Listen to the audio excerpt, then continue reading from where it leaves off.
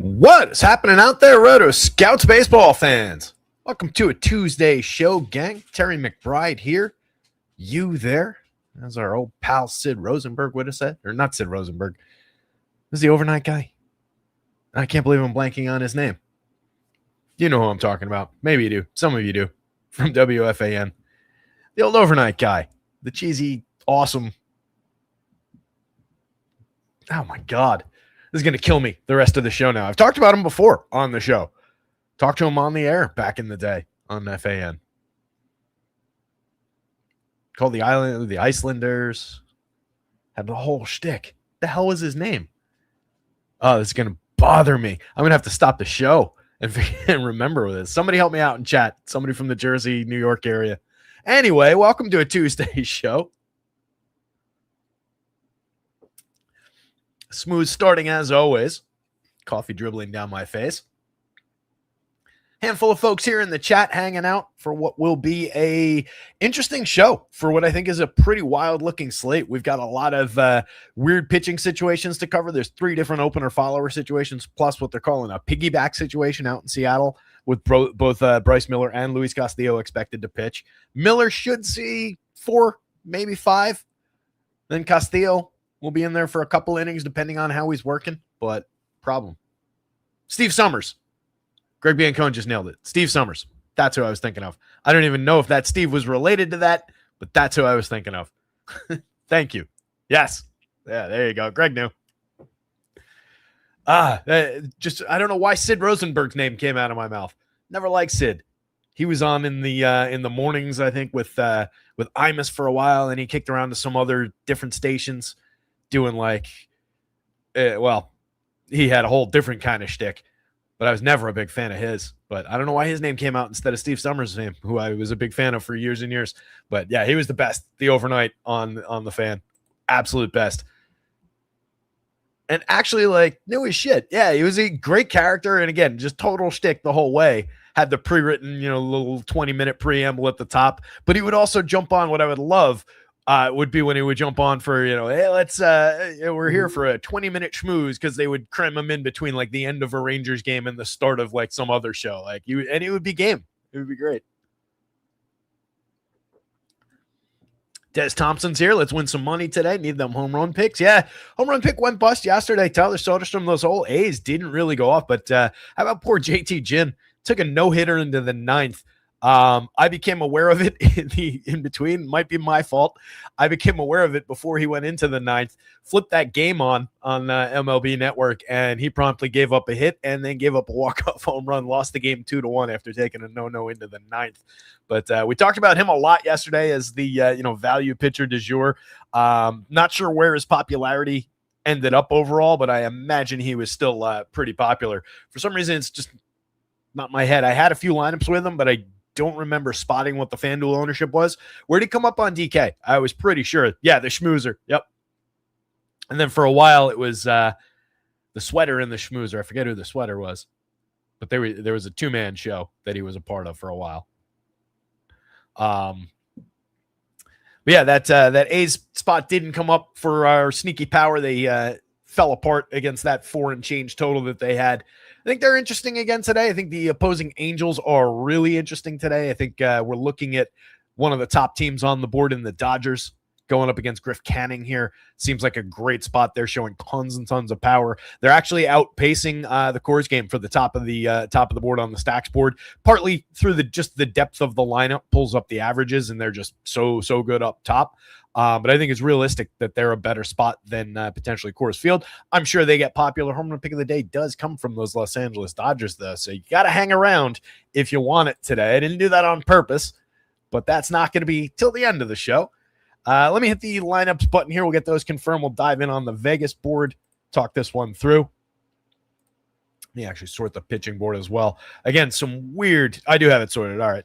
So we've got Bailey Falter opening for Luindo Avila, who's probably also only going to go, a couple few innings. Falter making his return probably, game for 2 innings, maybe a third. I only gave him the 1 just because he's more pure opener, and I wanted to try and, as best I could, kind of distinguish the Bryce Miller spot, who's more traditional start but expected to be a short start.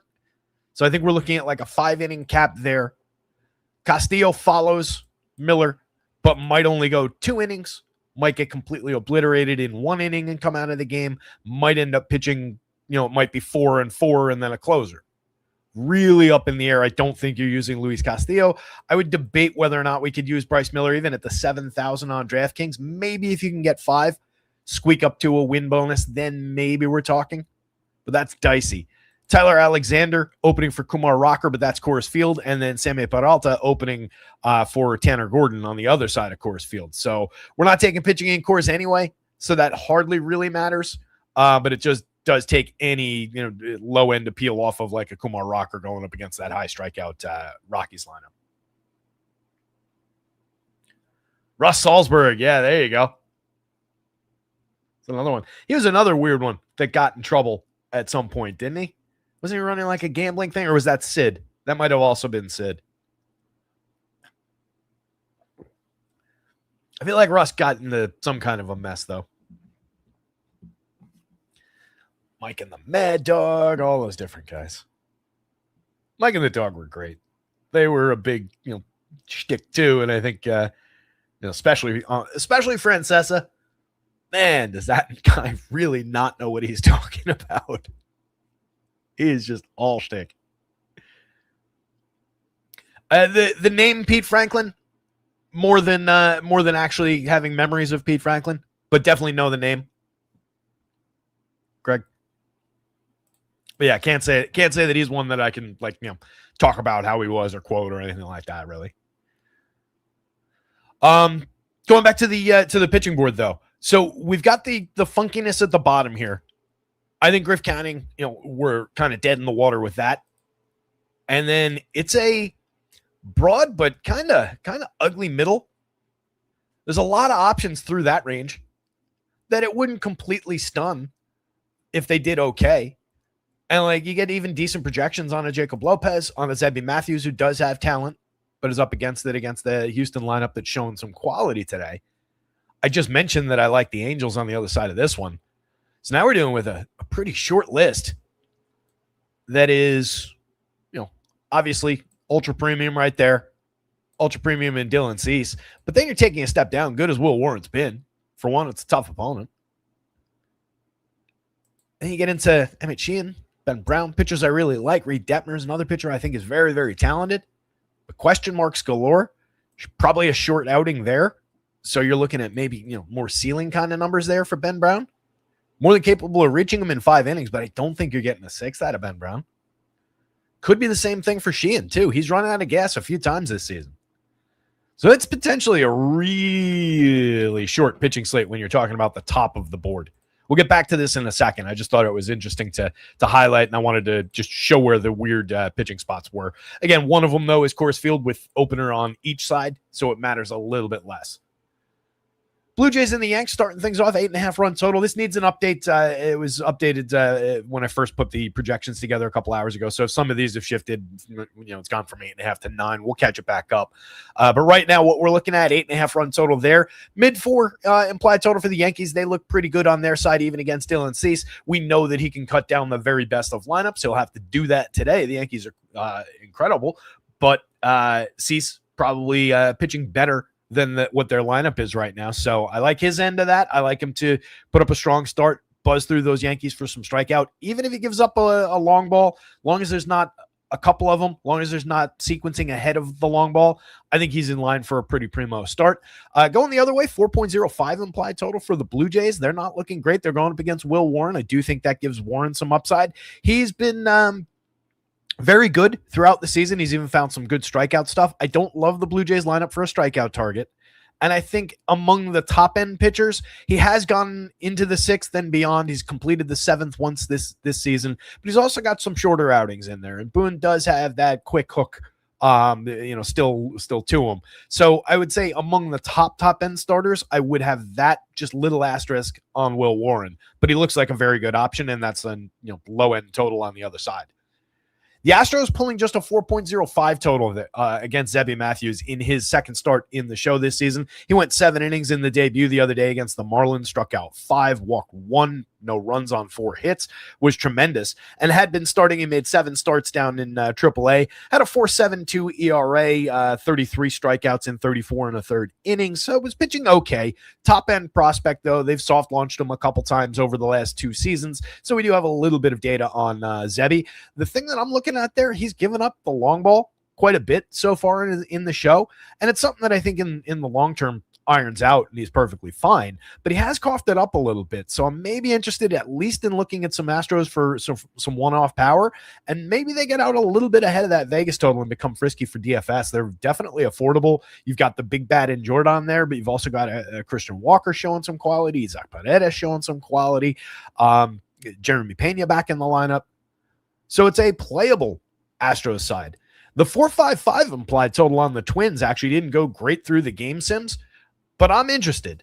That's a good enough lineup, and they're going up against erratic at best Lance McCullers. He's had 2 good games and mostly otherwise bad games throughout the season, giving up a lot of long balls, handful of runs in every start, not really finding the Ks, walking way too many for it to be sustainable. So I'm interested in the Twins. I just think they came through kind of funky when I ran the game sims, and then that was kind of also supported a little bit by my numbers. So I'm a little bit hesitant, but I don't see a real reason not to take Twins. Red Sox and the Royals coming in both under 4 runs. Ranger Suarez against a Bailey Falter, Luinder Avila combo. The Red Sox are coming up kind of the opposite of what the Twins were. They're kind of defying that sub 4 implied total a little bit on our board. Same thing through game sims. I kind of like that spot. Going up against that combo of pitchers, you probably see a couple innings of Falter, probably a couple innings of Avila, and then just straight up bullpen. No real issues with it. The Sox haven't been great this season, but there are definitely playable bats. They're going to be low owned and affordable. They're downright interesting. On the other side, KC, probably higher end bats overall, but not a great spot. They're going up against Ranger Suarez, who has been pitching pretty well throughout the season. Had a couple very deep starts, but also a couple shorter outings, but definitely looks good in the next tier down from the very top of the board kind of range, and a 3.61 implied total is nothing on Kansas City side. The Brewers, with Mizurowski on the mound, looking pretty tremendous. He's the top of the board for a reason. Zipping the Cubs down to a 3.72 implied total is pretty impressive. That Cubs lineup is good, but not a good day to go to them. They are toward the bottom of the board, if not the bottom of the board on the stacks tool today.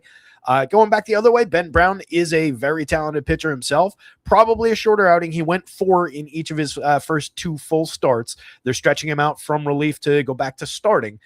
He was up and down last season as a starter. He was tremendous this season so far out of the bullpen. The first 2 starts have gone exceedingly well. He's given up 1 hit across those 8 innings. That was against the Rangers at Texas and at Atlanta against the Braves. So that was 8 innings. Was that 28 hitters face? Struck out 10, walked 2 combined, gave up 1 hit and no runs across those 8 combined innings. So again, tremendous pitcher. Probably not getting a 6th inning out of Ben Brown, but I do think we got 5 in the cards today. He's keeping the Brewers sub 4, and that's totally believable. Sub 4 total for the Pirates, going up against Matthew Liberatore. Quality lefty who does take 2 of their big bats and knock them down a peg for sure. So I get why they're checked down a little, but Liberatore hasn't exactly been great at limiting the runs, even against middle of the road kind of squads. So I wouldn't begrudge you a few lower owned shares of Pirates, even with the lefty thing going on. I don't think they're a great option today, but they're probably going to be lower owned than some of those players ought to be, just in the raw sense in the grand scheme of this entire slate. The Cards going up against Mitch Keller, a 4.14 implied total, or 4.13 implied total, excuse me. Playable around the key bats, the Weatherholts, the Walkers of the world. There's some upside there, but kind of a lowish total for a slate like this. This slate's going to break around some of those big totals. Coors Field, pretty obvious looking. Both teams over 5, pretty even up, 504 and 507. The Rockies slightly ahead, but either direction with that one. No Corey Seager for the Rangers. He's on the IL, but still some thunder in that lineup for sure. Looking pretty good against the opener-follower combination there. And then the Rockies, all those strikeouts, can be problematic, can put some zeros in your lineup, but it's a good matchup for them going up against Tyler Alexander and Kumar Rocker. Shouldn't be too problematic to find some runs around that 5-run total, and we'll see what they can do beyond.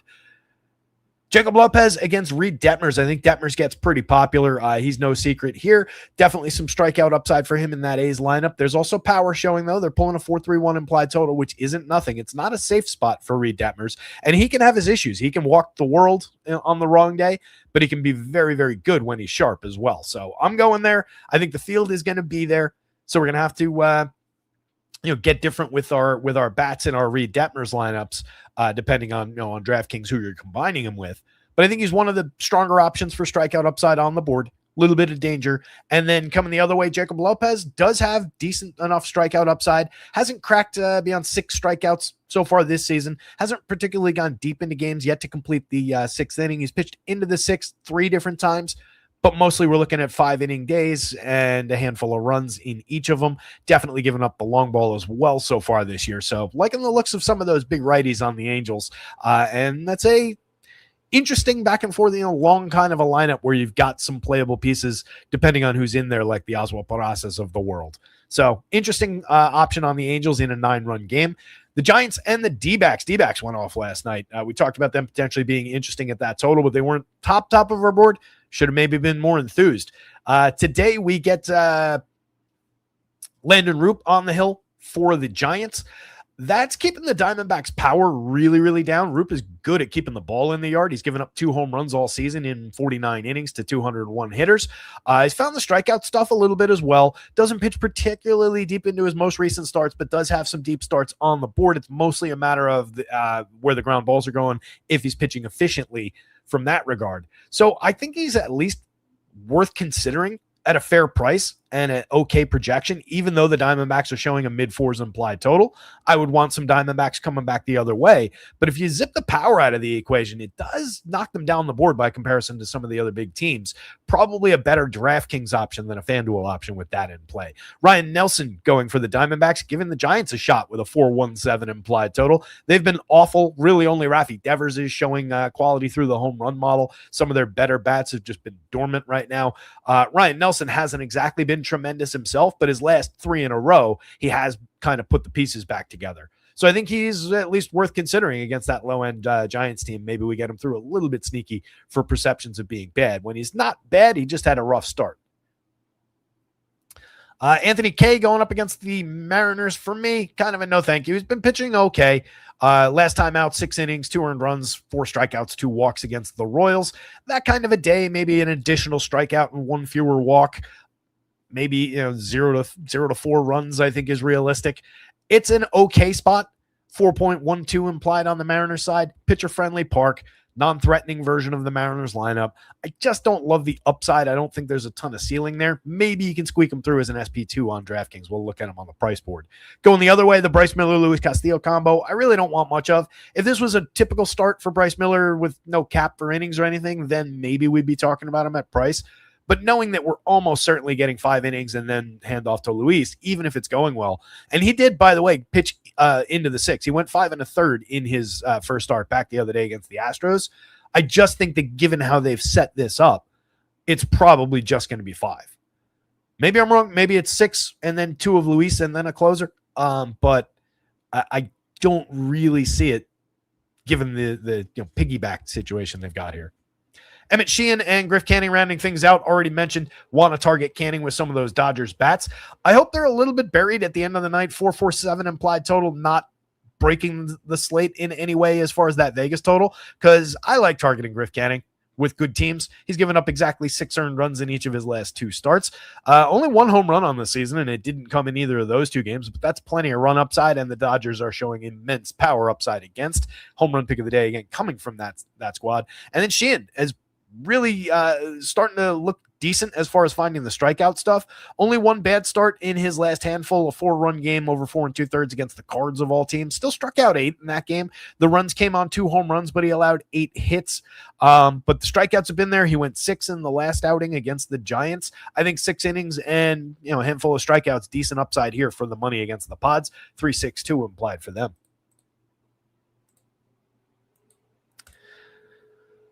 Back over to the pitching board. So who did I say we were going to look at? So Anthony Kay, again, 71, 66, especially that DraftKings price. At that cheap of a price, you can definitely squeak him through as an SP2 on DK. I'm not as interested, even with the the ballpark on his side, the favorable pitching situation. 71 on FanDuel. I just don't think he's got all that much ceiling, even if they win the game for him, even if we find the quality start. We're still probably talking about a ceiling that is around most of these other guys' median. And some of these guys like a Ben Brown, a Reed Detmers for certain at 8,000, Jacob Lopez at 7, could probably put some points on those medians and just outpace him for similar pricing. But on DK, that 66 kind of in play. Same with the 67 for Ryan Nelson. I would be maybe a little bit more intrigued if I'm just purely hunting for value on FanDuel by Ryan Nelson than Anthony K. I think he's got a little bit more to his game, and he's got a little bit more depth available going up against a very rough, very poor opponent, team that's performing poorly right now. So I think that's at least an interesting value spot, and probably a little bit more interesting than Liberator, because Ryan Nelson comes with more strikeout stuff.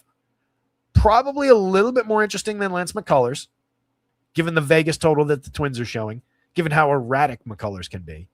They share a similar strikeout upside, McCullers and Ryan Nelson.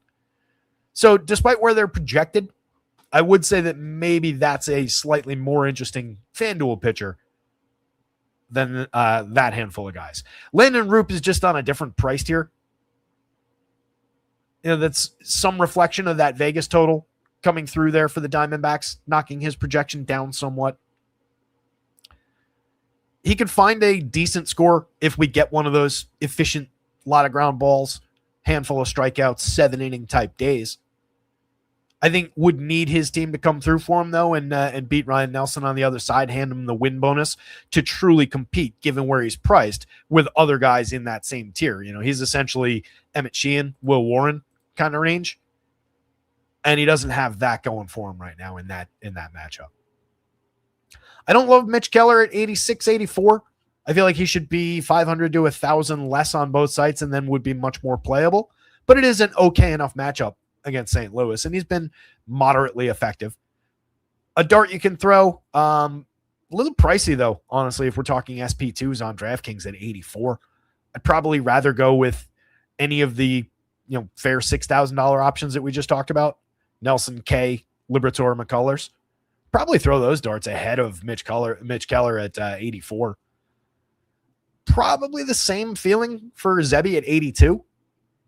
There's certainly more ceiling on Zebby than probably any one of those guys. He projects out a little bit better, but that's also a high danger spot going up against those Astros, especially if he gives up the long ball, which is where my concern would really come in. Lopez, I'm a little bit skeptical about that projection. The more I'm thinking about it, with all the high quality that the Angels are showing for power, he does have decent strikeout stuff. We're going to have to give it a look. You might see that come down in the last update. I don't think it's crazy if we're talking, ceiling with a couple points beyond that. If we're talking win on top, it's not completely nuts. But given where he's priced, it does kind of stand out a little bit in that spot. There are plenty of strikeouts, though, in that Angels lineup. I don't love Ranger at 95 on FanDuel, but I do like the idea of attacking that Royals lineup with lefties. I dropped Connolly early into my Dynasty League lineup for a start against these Royals this week, another lefty. So there is upside there for Ranger. It just, that price bounces off me a little bit weird. My hope would be that also has that impact on the field, and maybe he just sneaks through a little bit lower owned than he ought to be, because it's a decent enough spot. At 8,000 on DraftKings, that's a really interesting spot. I think you could consider Ranger shares as an SP1 if you're avoiding especially the very top of the board. You could go double pay up with a Will Warren, Emmett Sheehan, or Ben Brown, or honestly Reed Detmers and Ranger pairing. But you could also use Ranger and a lower end a Liberator at 62, a Ryan Nelson at 67, somebody like that. He does have similar upside to basically anybody not named Dylan Cease or Jacob Mizorowski.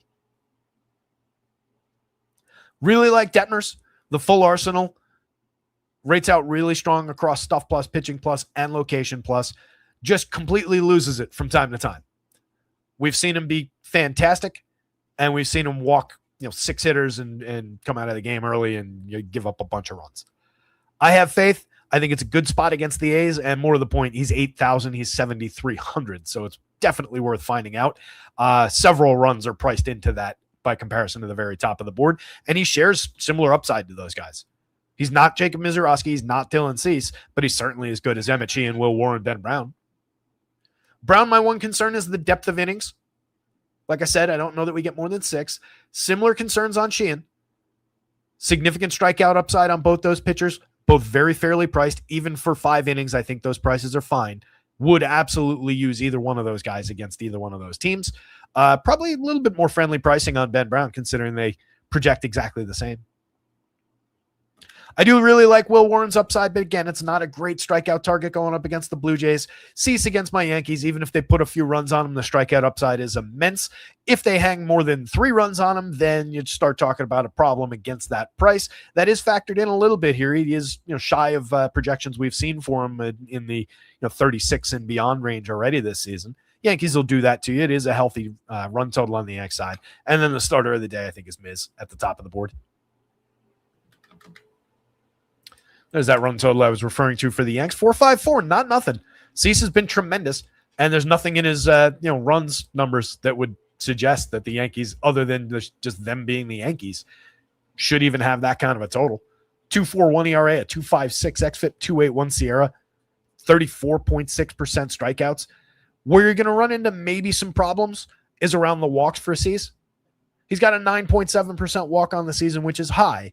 It's not a problem at all against that strikeout rate, 24.88 strikeout minus walk. But it can be problematic against a team like the Yanks, where so many of these guys are fantastic at drawing walks. And then we're talking about getting extra runners on base ahead of Aaron Judge, Cody Bellinger, et cetera, et cetera. So that's where your problem can stack up a little bit. I do think that's where Vegas is getting a half a run there for the Yankees. They're playable. Cease is mandatory. If you're building, more than one lineup or more than, a couple few lineups, Cease is basically mandatory. You can undercut the field on him, and he's probably not going to be as popular as he would be against 27 other teams in this league. But he'll definitely draw his popularity. That price is difficult to reach. The upside's significant, though, and could soar beyond these projections in terms of if they hang a few runs on Will Warren, end up winning the game for him. If he finds the top gear strikeout stuff against the Yankees team that can definitely feed that to you. 25.5% strikeout rate for this confirmed version of the Yankees lineup, 23.9 each of the last 2 years for the same group of hitters. So there are significant strikeouts that come alongside those walks and all that power.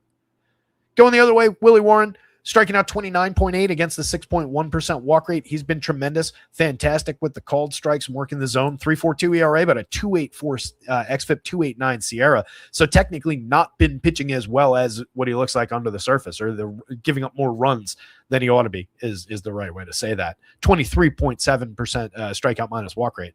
He's been absolutely fantastic. Is giving up a little bit of launch angle at 12 degrees, but that's not problematic on the 7.1% barrel rate. There's just not enough opportunity. 41.3% hard hit, 91 miles an hour of exit velo is a little higher than I would want. Feeds a little bit of home run upside that you're seeing in 2 guys above the magic number on the Blue Jays side, George Springer, Vladdy Guerrero. No big surprises there. And then a couple of 9s on Kaz Okamoto, Dalton Varsho, big lefties there.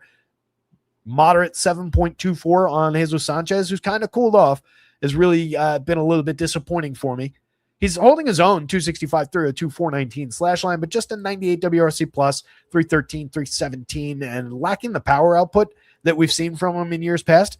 The barrel rate is basically half of where it's been, and that's exactly where any of our power has gone. Just been a little bit off. I like his chances to put the pieces back together, still finish the year with 18 to 22 home runs, somewhere in that territory, but kind of needs to get it going. Is very fairly priced, though, at 26,300. If we're building with Blue Jays, that's not a bad building block to just pop into the outfield where you get multiple bites at the apple. Now you get other big bats from other lineups. The Blue Jays are nice and cheap. 42 is not problematic. 26 is even more friendly on George Springer. He's hit 3 home runs in 120 chances this year, otherwise problematic slash line, but we know he's better than that. He put it all back together last year, had a tremendous season. 309, 399, 560, 32 home runs, 18 steals. Let's not forget that just because he's a year older, just because he was hurt to start the season and has been a little bit off. 19.2% strikeout looks like last year, 9.2% walk, a little bit down, but not uncharacteristic. The barrels, the hard hits need to come around. That's really where we're struggling right now, but he's very, very cheap and worth going to if you're considering playing some Blue Jays. I think they'll be a little bit contrarian too. It's not like people are going to flock to that 4.06 implied total. Didn't mean to put flock together with the Bird team. Penango, 2,800, 2,400. Doing okay over 53 plate appearances, 327, 377, 429. From memory serves, I had adequate numbers in the minors. Not coming through the model all that well, but for a young player just finding his footing, he's been all right. If he's hitting second today, you can consider him. From further down the lineup, he's more just another guy. I would have Jesus Sanchez hitting second if they're determined to have a lefty there, but we'll see what they end up rolling out. If I'm really building this lineup, I have Vladdy Guerrero hitting second regardless who's on the mound, but not my lineup. Vladdy's tremendous. Cheap at 47, cheap at 29. 3 home runs on the board. The power output has been shaky. The barrels are down. The hard hits are down. We've talked about that quite a bit. Still hitting for average, getting on base like crazy, creating runs. 360 xWOBA to focus on. 11.1% strikeouts and 11.6% walks. He's still Vladdy. He's fine. Kaz Okamoto has shown us the power. 37, 3,000. He's cheap at third base. Third base is a weak position. We've talked about that a bunch of times, referred to it throughout the season as far as when we talk about positioning. Okamoto is an interesting way to fill it. 9.63 in the home run model. He's carrying a 15.2% barrel, 54.5% hard hit across his first 189 plate appearances in the show. Had a strong track record through NPB. It's a good player. Not a guy that I'm desperate to get into my lineups today, but a guy to keep in mind, even if you're just looking for a one-off at third, after you filled out, a 4-3 FanDuel stack, a 5-2 DraftKings, and you need a third baseman, but neither of those teams is offering a good one. That's a reasonable guy. Will Warren doesn't, again, give up a ton of home runs, but when he makes a mistake, the ball can travel. The exit velo is significant at 91.4. That's a mile and a half above our emergency threshold. So there is a little bit of sneaky power there available for the Blue Jays. I think they work best probably in small form factor, 3-man stacks, one-offs like that. But they're playable. Or there's at least playability here. Dalton Varsho, you're just looking for the one good batted ball event. He's been okay for that 7.2% barrel, 40% hard hit this year. The barrels are down pretty hard from where he was last year. He has hit 5 home runs. He's hitting for better average, getting on base. He's been interesting in an all-around sense, over 174 plate appearances, but we know that he's not really that guy. The 318 xWOBA helps with that under the 335 actual. He's going to come back down, be slightly below average, but still create some good batted ball events from the left side, which is what we're looking for. Ernie Clement, mix and match type hitter. Andres Jimenez has been interesting in spots, 5 home runs, 5 stolen bases, filling out some DFS scores. But overall, it's a pretty weak slash line, just an 80 WRC plus and nothing to like about his weighted on base numbers. So at best, I think he's filler, and he only fills shortstop on DraftKings. You can get a higher end player at that position. Second base on FanDuel as you're cycling through versions of this lineup, perfectly fine. Tyler Heineman, just a mix and match catcher at best. He's very cheap though. Dead min price on DraftKings. Hasn't done anything in 67 plate appearances this year. Didn't really do anything in 174. Well, actually, no, I shouldn't say that. 289, 361, 416 is pretty interesting over 174 chances. Had a 120 WRC plus. It was mostly an illusion. 273 xWOBA under a 341 actual. So did perform last year in those limited chances, but there was nothing very realistic about it. He's more this guy than he is that guy. But if you're throwing darts in a lineup where you're already putting Blue Jays in, where you need catcher, if you were planning on making it a 5-man, I guess you could do worse. If he's in the lineup at all, that's still the projected. On the Yankees side, Trent Grisham, struggling this season at 166, 297, 338, but he's got a 339 xWOBA under that 291 actual. He's got a 15.1% barrel, nearly 50% hard hits, 15.9% walks. The ideal player to take off the top of the Yankees lineup and throw at Dylan Cease here. Not because Cease gives up the long ball, but I'll take the premium contact upside. I'll take the low strikeout rate and the very high walk rate. And the fact that he's going to hit and correlate directly with the guys you would really want to get to, like Aaron Judge, like Ben Rice. Both those guys showing fair power upside. 8.04 on the home run model for Rice, who has 15 on the year. 14.03, who the home run model just knows a little bit better for Aaron Judge. 16 on the season. He's carrying a 421 weighted on base with a 436 expected underneath it. Ben Rice outpacing him 448 and 422 expected. So Judge better under the surface. Rice better on the surface right now. Both players tremendous. 190, 171 WRC plus. Where would the Yankees be without those two? Cody Bellinger, 5,000. Very, very playable here. 6 home runs on the board, 5 stolen bases, getting on at a 377 clip, following Rice and Judge in the lineup. He's expensive, but in a lot of other lineups, I think he's more expensive. I think they're keeping him in this mid-fair range like they do with some of the Dodgers bats, just so that you can actually get to combinations of this team. Excellent bat.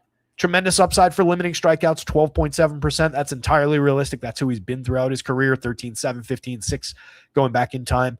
15.2% walks is up for him, showing a lot of discipline at the plate. He's been sub 10% walks, 8.77, 9.72 going back the previous 3 years. If he's looking to work the walk a little bit more, I think he's capable of sustaining double digits. I don't think it stays at 15. But this version of Cody Bellinger, again, ideal to throw into the mix against Dylan Cease if you're choosing to attack Dylan Cease. Jazz Chisholm for 44 for 29, has 5 home runs, 12 stolen bases, 98 WRC plus. The counting stats have been okay. They're slowly coming around, but the inconsistency is driving us nuts with Jazz Chisholm. He is drawing a 10% walk rate, which is good. Works against this pitcher. The power is going to come back at some point, but right now we're lacking our barrels. We're lacking our hard hit rate. It's been an ugly, ugly start to the year, and it's lasting longer than it typically does for Jazz. It's getting a little problematic, but the price has come down. 44.29 still has that second and third base eligibility that's really nice to add flexibility to the Yankees on FanDuel. Rymack at 23, at 25. If you're just taking shots with the Yankees, he's still carrying a 48.8% hard hit rate. 7.5% barrels is down for him. He's always been a low average hitter, gets on base from time to time, knows how to work a walk, double-digit walk rates each of the last 3 years to go with 30+% strikeouts. So could be a issue where, Cease puts him down twice. He connects with one for either a significant impact batted ball event or a loud out, and then he maybe draws a walk in the last plate appearance. But it's a good day for a mixer of Ryan McMahon, as cheap as he is if you're trying to get to Yankees. Volpe's okay. He's not okay. He's bad, but he's okay for batted ball events. He's okay for fantasy scoring. So you can always mix him in, and he's significantly cheap at shortstop. He's the lower end shortstop, bottom of the barrel type shortstop when we're just considering the position, though. Spencer Jones is interesting at 22-23, has shown nothing in the majors yet. He has drawn a few walks, which maybe works against Dylan Cease, but another guy, 42.9% strikeouts so far over 21 plate appearances. Kid's got very real power, very real speed, though. He's going to be good. We just need to have him find his footing. If you're building with Yankees, you could do worse than throwing in a cheap share of Spencer Jones. Austin Wells, you're just looking for one cheap batted ball event. 46.8% hard hit, but the barrels are way down. Numbers are way down. 3 home runs in 130 plate appearances is off pace. Dylan Cease, Will Warren, Yankees bats, Blue Jays bats. The bats are closer together, I think, than you would maybe expect. And the pitchers are probably separated more at the top of the board than one might expect. Astros and the Twins. So, as mentioned, Twins didn't come through the sim process. They don't really grade out in the model here as exceptionally as that 4.55 total would suggest. We do have Byron Buxton back in the lineup, which is now confirmed, which is great. So that's an uptick to them. But he was in the projected. I'm not really sure what that's all about because McCullers hasn't been good. 6.86 ERA. He's pitching better than that under the covers. 4.08 xFIP, 4.24 Sierra, but those are still targetable numbers that mostly jibe with that 4.5 implied total for the Twins.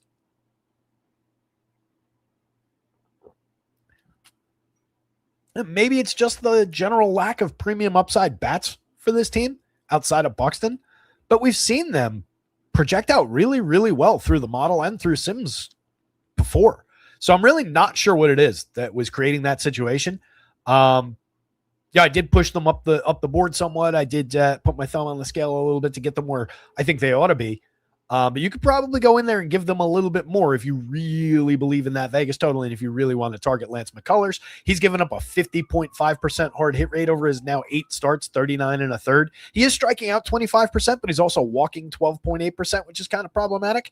Again, very erratic pitcher. He's got a couple pitches that are fantastic, but he rates out below average by stuff plus, location plus, and pitching plus, and pretty significantly across all three. Giving up a 91.5 mile an hour average exit velo, 4+% home runs. Definitely seems targetable. So I think we're looking at some Byron Buxton for sure. 61.39, no discount for having missed a couple games. He's been tremendous. 15 home runs on the board, 263, 580. Just cross your fingers for ongoing health for Byron Buxton, knock on wood. He leads the way ahead of a capable enough team. There's multiple guys with significant WRC plus marks. They're dragged down a little bit by that 81, the 91, the 57, the 82, and the 45 in there, though, across growing samples. So maybe that has a little bit of something to do with why we're not getting as much of them through the game sim process. I do think the pricing will help carry them into some lineup builds. Outside of Buxton, they're very cheap across the board. So that probably gets them where they need to be as far as your distributions. Going the other way, I do think the Astros are interesting despite the 4.05 implied total. Part of that is just the available power. Zebby in his first start did not give up a long ball. Was good at inducing weak and medium contact in that game. Went 7 innings in that game. Last year, 3.39% home runs on a manageable exit velocity, manageable hard hit rate, but a fair fly ball trajectory. 9.9% barrels is a targetable number. And the year before that, that was across 16 starts, 79 and a third last year. Year before that, in his first action, 37 and 2/3 in 9 starts. You got to forgive him some of this, but give up a 6.21% home run in that, 14% barrels, 42.1% hard hit, 90.5 miles an hour of exit velo. Again, that was when he first came up in a cup of coffee. But it did happen. It is in the numbers, and it is targetable. So I think maybe we get to some not totally sneaky, but lower owned than they ought to be Astros here. There is a fair chance that Zebby rips off another good start, though. He is a talented, high-end prospect of a pitcher. So I don't want to get too over the moon about the Astros, but I'm interested in Jordan. He's just always good. And when he's pulling a number like that through the home run model, he's got 15 on the year already. And even if you take the power out of the equation, he's still just one of the very best hitters in all of baseball. Always has been. So I'm always looking to get him in lineups anyway. And his price, if you're going to go to him, you're probably best off going with some of the correlation and bringing his price down by averaging him down with some of those cheap bats around him. And you get quality. Jeremy Pena at 45 is entirely reasonable at shortstop on DraftKings, and he is dirt cheap at 2,700 on FanDuel at shortstop. 8.57 in the home run model. He's only made 51 pretty bad plate appearances so far this year, but he was very good through last year. He was a slightly above average performer in years past. So I like that option, leading things off and setting the table for the guys I really want to get to, who are the next three. A very cheap Isaac Paredes. 3,300 on DraftKings totally works at a thin third base. 2,800 on FanDuel, I'm in. Again, this ballpark, as we talked about yesterday, is okay for Paredes' power profile, but he also does other things. He gets on at a 343 clip ahead of the two big bats in the lineup. 107 WRC plus. And more than capable of exploiting if Zebby makes a mistake, if he gives up that power. Christian Walker at 43.34. The comeback is kind of priced in now on FanDuel. DraftKings, slow to notice. Barreling the ball consistently, hard hits, consistent with where he's been over the last few years. The major gains have been in lowering the strikeout rate back to where it used to be. Walk rate right in that range as well. He's been tremendous. 138 WRC plus, 11 home runs already in 198 plate appearances. Welcome back, Christian Walker. Zach Cole at 28.27, playable lefty in the outfield, solid 21.7% barrel rate over his 40 plate appearances. He's hit 3 home runs. We'll see where this performance goes, but he's at least playable. Zach DeZenzo, a cheap bat, kind of a mixer in the outfield, first base eligible on FanDuel. You probably just want to plop him into the outfield if you're playing him, but a lower priority guy going down the lineup. Braden Shoemake, mix and match piece. Same thing with Cesar Salazar. He's a dead mid-price catcher, though. If you're going to this team, you might as well at least throw him in if you're building a bunch of Astros shares. Cam Smith, I think, remains the interesting bat. We talked about him yesterday. He's now sub Mendoza at 199, sub 300 on base at 294, carrying a 334 xWOB under that 281 actual, based partly on just how well he drives the ball. 13.1% barrel, 43% hard hit. There is an effective bat in there. There is a good DFS option there when he's priced like this, hiding down the bottom of the lineup. Even among people who go to the Astros, he will be lower on than he ought to be. I'm not saying he's good right now, but I am saying there's a good hitter in there based on that contact profile. Maybe just wildly inconsistent hitter, but he does draw a 10.5% walk rate. With that walk rate, that tells us that he's just been ludicrously unlucky on batted balls.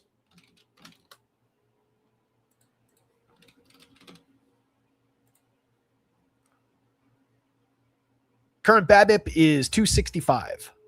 That is not going to help. Last year, he slashed 236, 312, 358 with a 320 BABIP. That's a pretty stark difference. On the Twins side, outside of Buxton, who is just mandatory if you're going to this team, everybody's affordable, like I was saying. Trevor Larnach is at least interesting based on the contact he's made in the past. So far this year, just a 30.5% hard hit rate, 7.3% barrels. The barrels are in line with last year, but he had a 45+% hard hit rate each of the last 3 years and had more barrels in 2 of those 3 years. The strikeouts are down. The walks are up. He's been kind of interesting. The profile's not bad at 267, 394, 400. He's creating runs 28% better than average. We just used to have a little bit more reliable power coming along for the ride with that. Plenty of upside, though, and an interesting bat for cheap in this outfield. Josh Bell at first base, mixer, maybe a little bit better than that. Carrying a 10.5% barrel rate is not uninteresting. Only 5 home runs, a pretty poor slash line. 81 WRC plus, though. Hasn't really seen any gains as far as his quality of output for the contact he's made, but is making interesting contact. Cody Clemens is as well, 14.8% barrel, 43.2% hard hit. You do have a decision to make between those two at first base on DraftKings. Clemens still plays 4 spots on FanDuel, makes him a great utility piece. 2,800. I really like the idea of keeping Cody Clemens in mind as I'm clicking lineups together, if I'm building by hand, or if I just need spot fillers in process. If I see a lineup that's really well built, it's got a $2,800 guy slotted in at second or third that I don't totally love, I might just have Cody Clemens in my pocket to just copy paste into that lineup as I review the Excel files and a CSV upload, because that is an interesting bat. He's hit 4 home runs on the season. He's stolen 5 bases. He's getting on at a 338 clip, which all helps the upside. 119 WRC plus. But we're looking for the Thunder. We're looking for that big batted ball event. And for as cheap as he is against Lance McCullers, that could definitely come. McCullers, again, giving up a 91.5 mile an hour exit velocity, 50.5% hard hit over his 8 starts. He's also capable of missing bats, and Cody's capable of pushing a strikeout back the other way. But gun to my head, between those two, I'll take the Cody Clemens long ball shot. Austin Martin, 4,000, 2,700. Fairly priced for a guy slashing 303, 425, 387. Nice little comeback for him as far as the slash line goes. Carrying a 349 xWOB under the 374 actual. He's been good. What we're lacking is premium contact. What we're lacking is power. But if we're just looking to reset the table for the bottom of the lineup, that's not a bad fit. And doubles and triples can clear the bases just as well as a home run can. So you keep that in mind as you're building. Brooks Lee's having a nice year. Not really making premium contact either. 5 home runs, 3 stolen bases. Actually, we've come down quite a bit around the edges. 248, 301, 379 now. So the nice year's kind of come and gone. Had a nice start to his year, I should have said. Most concerningly, the 268 xWOB under that 305 actual, down to a 91 WRC plus as well. Victor Caratini, just kind of a mix and match piece. We know we've gotten better contact from Caratini in years past. He's good at limiting strikeouts, finding his walks here and there, but really we want that couple of decent, well-struck batted balls, a double, runs, RBI double, maybe a run scored, something like that. The home runs is not really what we're chasing with Caratini. It's more the effectiveness of his frequent balls in play. Tristan Gray, just a mixer. James Outman, an interesting mixer in the outfield, has done nothing with 51 plate appearances. But we talked just yesterday about the quality that he had going back 3 years ago with the Dodgers. Only 150 and change plate appearances each of the last 2 years. Injury and ineffectiveness have kept him out of lineups. But that's an interesting lefty bat with some pop in it for 2,200, 2,100 down the bottom of this Twins lineup. I'm going to go a little bit gut feel here, since it's all so close on the board anyway, and the Astros are technically slightly ahead in terms of these aggregate projection numbers, slightly outpacing. I'm going to go Astros over the Twins. Astros, Twins, Zebby over Lance McCullers. McCullers is problematic, but he's very, very cheap if you're throwing darts, like I said, on the pitcher board. Zebby's probably the more interesting, probably better option, but at 82, 88, different price tier than where you find McCullers, and throwing him into the kind of the grind here against those Astros the way they're looking. Sox and the Royals, again, lefty-lefty matchup here, at least to start the game. And then we switch over to, the hell's this kid's name? Luindo Avila.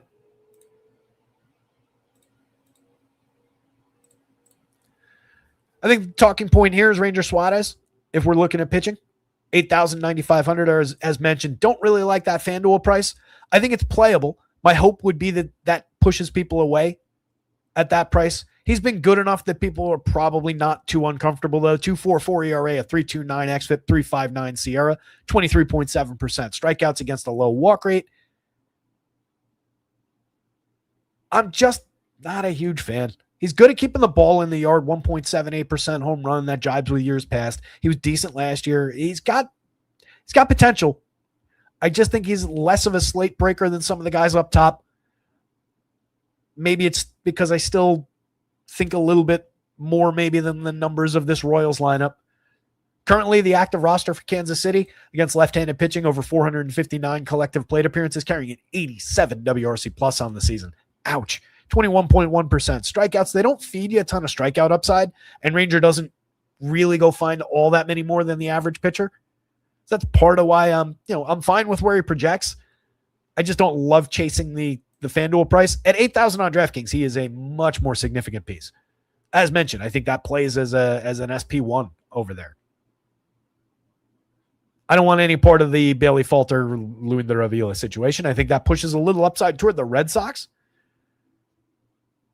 Depending on who you put in there, they look slightly different, but mostly the same. We do have this confirmed lineup now, so that's good. Jarren Duran in the leadoff role. He's been struggling his way through the beginning of the season. We've talked about him plenty. Still believe in the upside. The numbers under the surface, barrels are down slightly, hard hits are down more significantly, strikeouts are up, walks are down. So definitely going through it, but we've seen too much quality from Jarren Duran for too long to expect that this lingers like this. And they keep rolling him out in that leadoff spot, which is kind of one of the prime positions in this lineup if we want to get to them. Ceddanne Rafaela at just 3,000, 2,800, 4 home runs, pretty decent slash line, over 164 chances. We've seen flashes like this where the quality is across the board from him, and then typically the average, the on base will come down around the edges. The counting stats will be good. The other numbers won't. Maybe he holds it all together this year, but that 304 xWOBA under the 352 actual tells us that he probably doesn't. Willier's gotten awfully cheap at 42, 3,000 on FanDuel, 6 home runs, excellent slash line, a 123 WRC plus, 10.98 in the home run model. That's even with the lefty on the mound to start the game. Again, they've been giving Willier these lefty shots. He's not strictly a platoon option this year. I like his chances. Wilson Contreras following him at 41.32, nice and affordable at catcher on DraftKings. At first base. I keep forgetting he doesn't have the catcher eligibility anymore. First base on DraftKings doesn't work quite as well as he would have if he was still a catcher eligible player. On FanDuel, it's the same position, so that doesn't really matter. You don't have another blocker at first base from this team, but you do have a lot of good first base options that we want to get to. That said, he is their best power bat right now with 10 homers on the board this season. Also carrying in a very interesting 394 xWOBA under that 371 actual.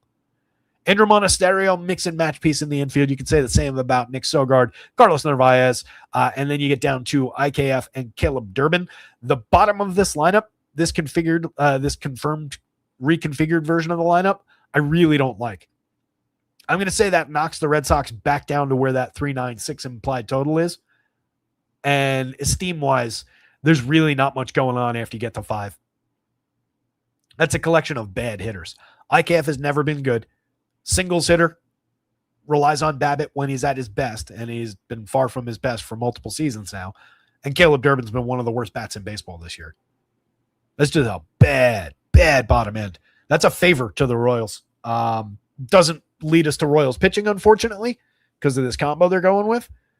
But that's a bad version of the Red Sox. I will definitely say that they should be knocked down a couple pegs in any kind of stacking order. Top end is still good. I still like the first 4 hitters. Don't get me wrong there. That's where we would have been focused anyway. But they're not going to get a lot of carry through from that bottom end. They're not going to get a lot of sequencing from that bottom end. So that cuts into their potential plate appearances up top. Those bottom guys are just going 1, 2, 3. Again, not that IKF can't scratch out 2 singles as the game goes on, but it's a weak Red Sox lineup. The Royals rolling out mostly standard version. Vinny Pasquantino drops in the lineup against the quality lefty. He's only 3,600, 2,800, hitting 7th today, but he is in the lineup. Really struggling, but that's going to keep people off of him. The price is way down. All the struggles, all the lefty of it is baked into that price. So if I'm going Royals, that just makes Vinny more and more interesting to me.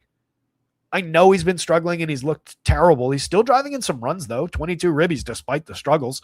Those count for scoring. It's nothing predictive about it in a baseball sense, but those do count for fantasy scoring. He scored 18 runs. It's okay. Just a 69 WRC plus, going back to the baseball numbers of it. He's been, again, bad, but playably bad and cheap. Nick Lofton, Carter Jensen dropping down the lineup. Jensen, lefty as well here. 6 home runs on the board for him, 234, 327, 401, a 102 WRC plus. Another interesting guy who probably ends up lower owned than he ought to be because of the lineup spot, because of the lefty. Cheap at 33.28. But as we covered yesterday, it's been about a month since he's done anything of real interest. He's kind of scuffling lately. Lofton, Starling Marte again, just kind of mix and matchy. Marte can find you a couple hits. He's been okay, 295, 347, 364 over 49 chances this year. Maybe a stolen base, some correlated scoring if those guys at the bottom deliver. Jack Caglianone definitely has some premium power upside, but he's going up against a pitcher, as are all of these guys, that is very good at limiting power and home run output. You can see nobody above even a 6.75. That's Bobby Witt. So not a great day to hunt lefty power, but Caglianone's made great contact all season, even if the results are a little spotty. 17.9% barrel and 56.8% hard hit. That is a major buy low candidate in any fantasy league. Lane Thomas, Sal Perez, Bobby Witt, Michael Garcia. There's your quality in this Royals lineup. There's all your righties in this Royals lineup. Gotten some cheap pricing on Sal. 7 home runs on the season. Pushed himself up above Mendoza, 201, 244, 346. Long way to go to find the quality. There's still a premium power stroke there on the right day. That's a cheap upside catcher from the right side. Bobby Witt, fully priced at 6,300, 7 homers, 14 steals, a superstar, well worth going to and against anybody. That's a reasonable enough one-off shortstop at a high price. Who's probably not going to be as highly owned as he ought to be in a vacuum against any lefty, even a good one like this.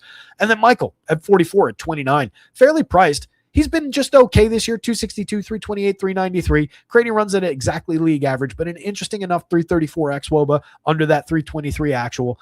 Interesting enough contact that kind of jibes with previous seasons. Low strikeout, fairly high walk. It's a guy who's on base a lot, putting a lot of balls in play. For our purposes here, is a key player in this Royals lineup. So not somebody you're skipping all that often in stacks. Third base is great for him on DraftKings. You get the option to put him at second or in the outfield on FanDuel. Any one of those positions is pretty plus to have a bat like that.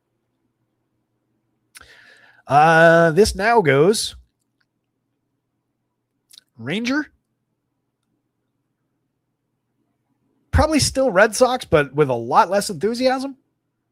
Royals, and then the opener-follower situation at the bottom, and wouldn't go to it. But there's probably a bigger gap than there was between Ranger, and it's Ranger on DraftKings above Ranger on FanDuel as well, by the way. But there's probably a bigger gap between him and the Red Sox bats now than there was. Nope.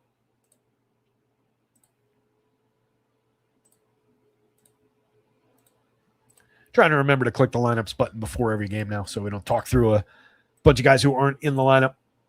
See what's going on in chat. SMP says, Francesa prank call compilations on YouTube are always a good listen if you want a cheap laugh for 20. Yeah, I mean, over the years, too, especially if it, McCullers scratched? Appreciate the note there, Clint Wood. I wish I had seen that a minute ago. We'll get back to that. That's Interesting.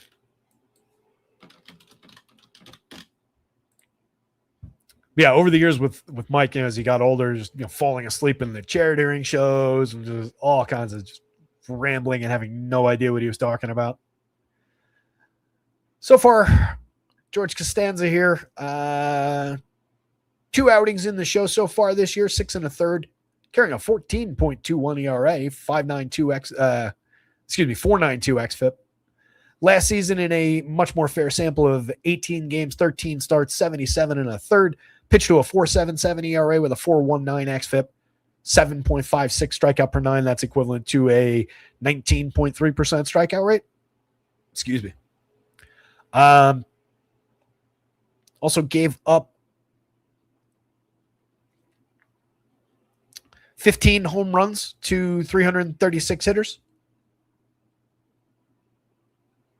Amounts to a 1.75 home run per 9.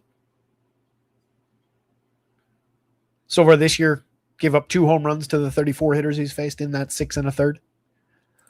That's a targetable starter for sure. So that'll just push the Twins up even more. 4.55 implied total, maybe goes up a little bit, but I think the overall matchup there for the Twins. I'm not going to go in and pull Jason Alexander down from Fangraphs and do the whole thing that I got to do to get him aligned here, but that'll push the Twins up a little bit more. And Alexander, as even less playable, I would say, than Lance McCullers. I don't even know where he's priced, but it probably doesn't matter. That's where we were, right? Yeah. Miz, 11,000 on both sites. Fire away. Striking out nearly 40% of hitters. 17.4% swinging strike rate. 31.19 strikeout minus walk. 2.12 ERA, a 2.23 xFIP that says it's entirely real. Just one of the best pitchers on the planet. Take as many shares as you can carry. 3.72 implied total for the Cubbies. They're typically well above 4.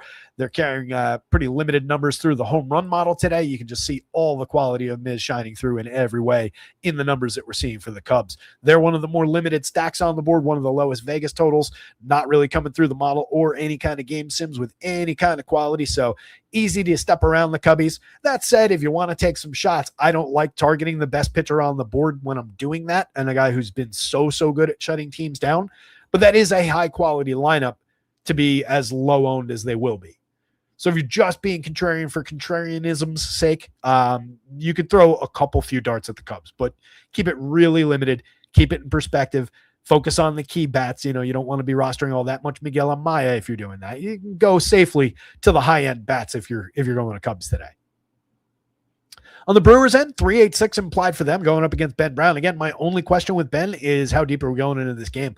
I think he's got 5. He went 4 in each of the first 2 full starts. Fairly priced for 5. I think there is a smidge of ceiling. If he gets the 5, he can get the win bonus out of it, maybe find another strikeout along the way. So I'm perfectly comfortable with the pitcher at price and using him, but I wouldn't expect a ton of ceiling beyond this. I don't think there's a 20-point ceiling on these projections, for example, or a 15-point ceiling. So just be wary of that. But a very good pitcher who is likely to keep the Brewers down, and that sub-4 total for them, entirely believable. Light home run numbers for them as well. Starting at the top of their lineup with Jackson Chourio, there's tons of quality there. 57 very good plate appearances after coming back from the injury, making great contact so far, looking a lot like the Jackson Chourio that we expect all season long. Great way to get things started, and one of the more compelling bats and a reason to go to the Brewers. They're more complete with him, with Christian Yelich back in the lineup. This is the full version of the Brewers lineup now, so they've gotten a little more interesting. They've added a little bit of power upside. We don't have as big a problem. Still, they lack the giant 50 home run guy, but they've got a lot more power in the lineup than the version of this team that we were seeing for the first month and a half of the season.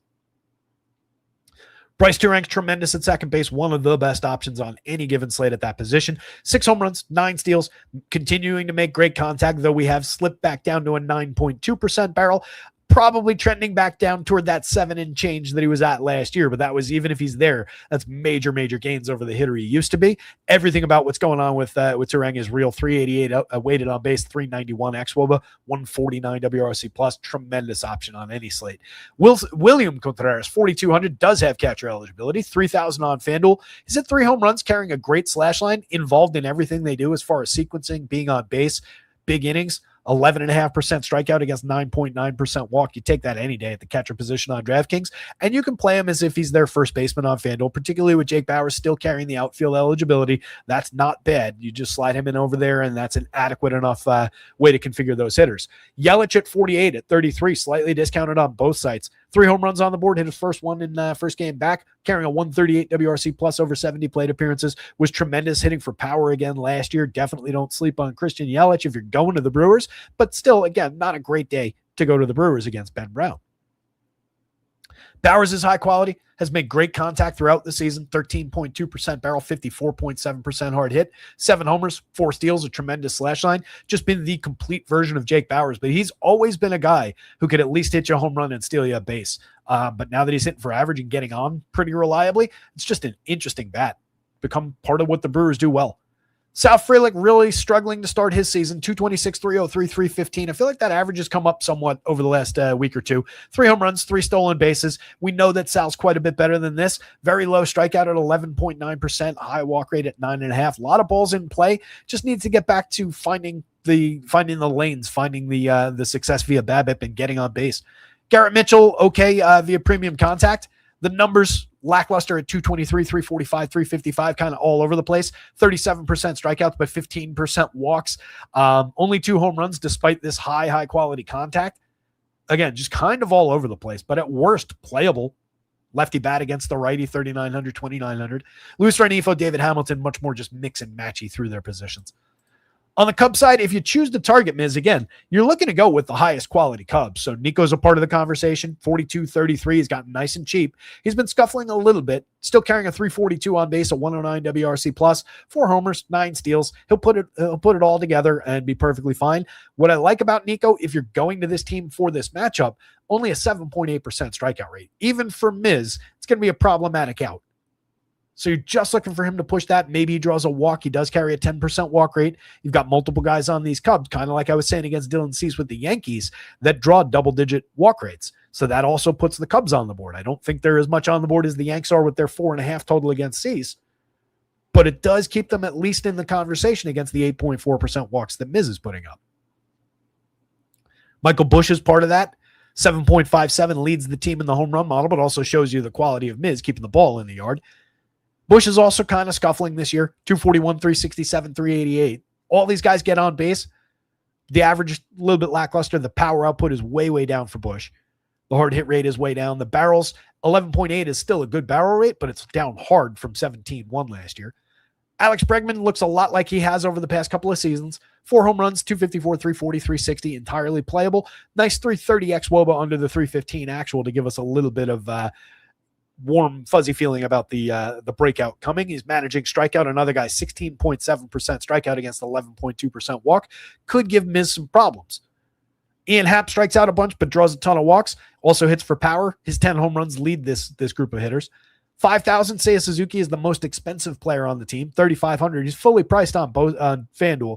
Little, I would say, slightly discounted on DraftKings, but not as aggressively as Ian Happ is, as Michael Busch and Nico Horner are, or certainly Dansby Swanson is. But a very high-quality player with a 367 on base, 342 xWOB under the 362 actual. Creating runs 32% better than average by WRC+. Moises Ballesteros making great contact. Another guy, limits strikeouts fairly effectively. 19.2 this year, 18.2 in a medium sample last year. Was better at drawing walk last year. 250, 308, 463 overall with 6 home runs on the board. Playable piece if you're already going to the Cubs.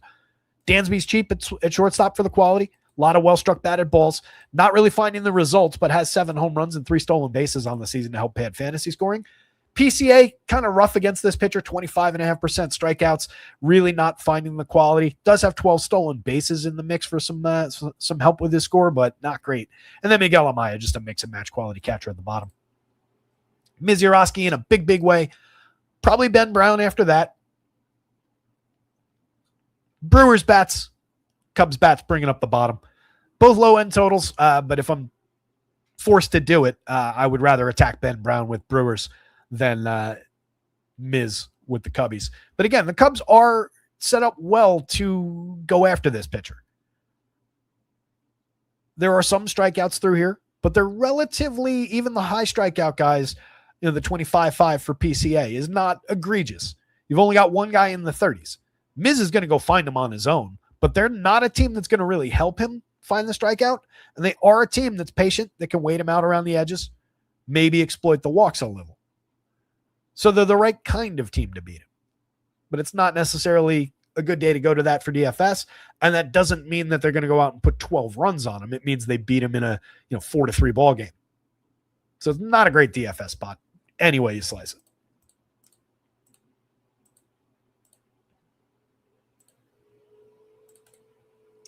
Zay Matthias says Yelich for president. Likes the Nick Kurtz. I think that's a like.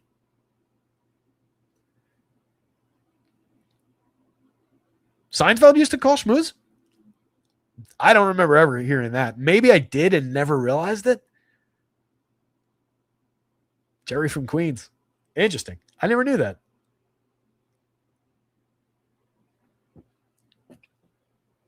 Working in multiple Seinfeld pieces with Jason Alexander on the bump now. Pirates confirm lineup. Cards confirmed. 395, 413 implied totals. Kind of lower end squads. Pirates against a lefty, even of Liberators quality. Drops them down somewhat. What did they do with the lineup? Let's see. We do have O'Neal Cruz. He's hitting 5th. Brandon Lau drops down to 7 against the lefty. We see Nick Gonzalez move up to the leadoff role. We have Connor Griffin as a righty up there. Brian Reynolds switch hitting. Marcell Ozuna, a righty who used to have a lot of thunder in the bat, who's really, really struggling to find any kind of quality this season. It's not a great version of the Pirates lineup. They brought Justin Nixon Garcia up for this game, or for the foreseeable future. He just happens to be debuting in this game. That's an interesting name to remember at the dead min price if you're determined to go to the Pirates. There's a righty bat, a little bit of pop in the bat. Interesting prospect for them. Had a really good spring, if I'm remembering correctly. What's he been doing in the minors?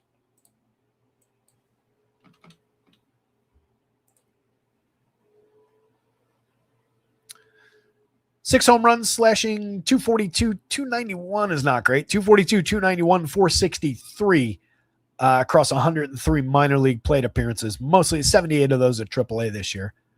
Last season, 489 minor league plate appearances in Boston's system. Hit 21 homers, stole 7 bags, 267, 340, 470. Had a 116 WRC plus, 203 ISO. Made just 9 plate appearances in the show with the Sox last year. Didn't do anything worth reporting. But the kid's got a little bit of prospect pedigree. His nickname is the Password. I would say he's at least playable. And if I'm going to Pirates, I'll take one of the quality right-handed hitters up here. But I still want O'Neal Cruz. I still want Brandon Lau. And as much as they might struggle against lefties, this is a lefty who doesn't really put hitters away. 16.7% strikeout and 9% swinging strike rate. Strikeouts are just not Liberators' game. He gives up plenty of premium contact on a fly ball enough trajectory, 4.43% home runs. You can't tell me that Brandon Lau and O'Neal Cruz don't have shots at power upside against this pitcher who's going to allow them to connect with the ball. So I'm still looking at those two lefties. And if I can take Nixon off the board for the dead min in between them, I'm doing that. That leaves me 2 spots up top where very easy to just go Connor Griffin and Brian Reynolds there. I fill shortstop and second base plus my 3 outfield spots. I don't have an issue with Nick Gonzalez, but most of his 318, 380, 364 has come via BABIP. 7.2% walk. He doesn't strike out, but he's just really, really succeeding on balls in play. 341 weighted on base against the 344X, though. He might be able to keep it up. Griffin has been pretty solid. 262, 317, 396. Had some very strong games. 3 home runs, 10 stolen bases so far. Maybe not out of the gate as scorching hot as some of the other premium rookies that we've seen, but he's been holding his own against major league pitching for sure. 98 WRC plus leaves something to be desired, but it's not terrible.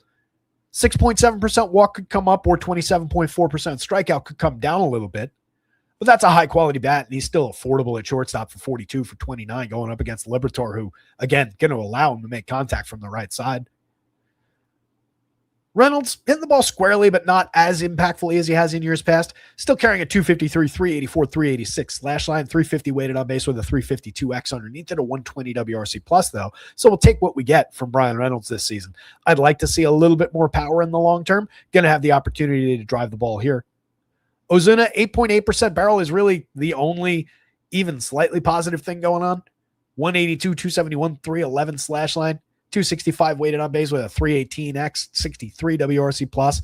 Even the 8.8% barrel, not only is it substandard, it's way down for him. So, I mean, it's been ugly. I was expecting a lot more from this hitter this year. 3,100, 2,700. He's gotten nice and cheap. He's hit 5 home runs. If you're just looking for a little bit of righty, good fortune, maybe we roll the dice with Marcell Ozuna, but it's getting difficult to see. Cruz has 10 home runs, 16 stolen bases, a 117 WRC plus. He's been tremendous. Brendan Lau has a dozen homers, getting on at a 344 clip, a 145 WRC plus. You absolutely want those two guys. And then Jared Triolo, mix and match piece down the bottom. Henry Davis not really doing anything of interest at catcher other than being really cheap. Going to the Cards against Mitch Keller is definitely doable. There are some bats that are at worst playable, at best interesting in this lineup now. Jordan Walker, how about that season so far? 301, 371, 584 for our guy. 13 home runs, 7 stolen bases, making tremendous contact, not letting up at all. 167 WRC plus. Love it. 388 xWOBA is tremendous under that 413 actual. It does show the overperformance, of course. But even if he comes all the way down to 388, I will take that the rest of the season. He's been fantastic.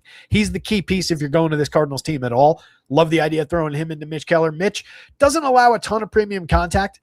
So far this year, just 5.1% barrels, 39.7% hard hit, 86.9 miles an hour of exit velo is tremendous. That's where you get that 1.43% home runs. But he's not really striking anybody out. Not missing bats at an 8.7% strikeout rate. You can see the xFIP to Sierra in the 4-run range. So a targetable enough pitcher. And we've seen worse from Mitch.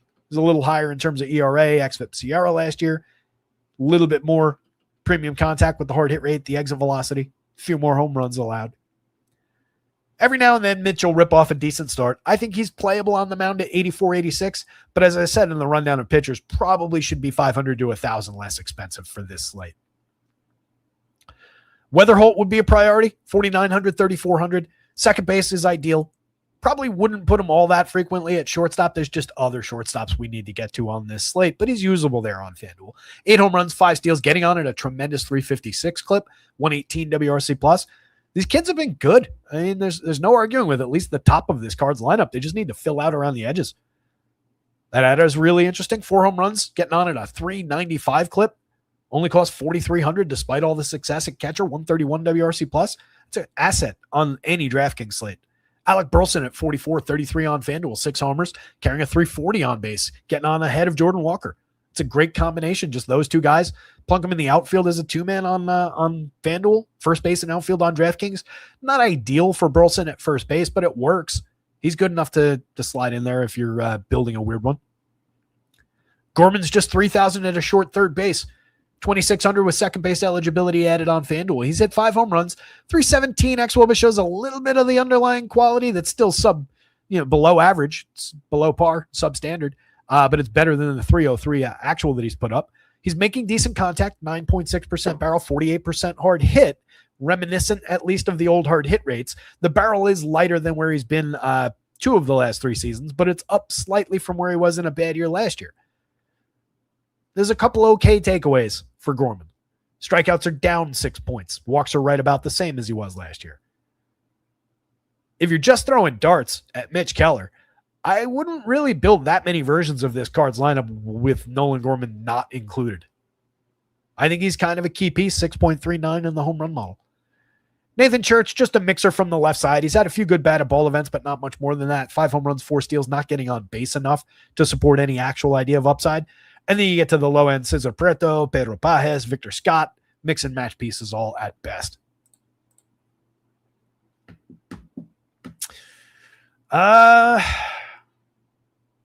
In a weird way, I think it's Pirates, Cardinals,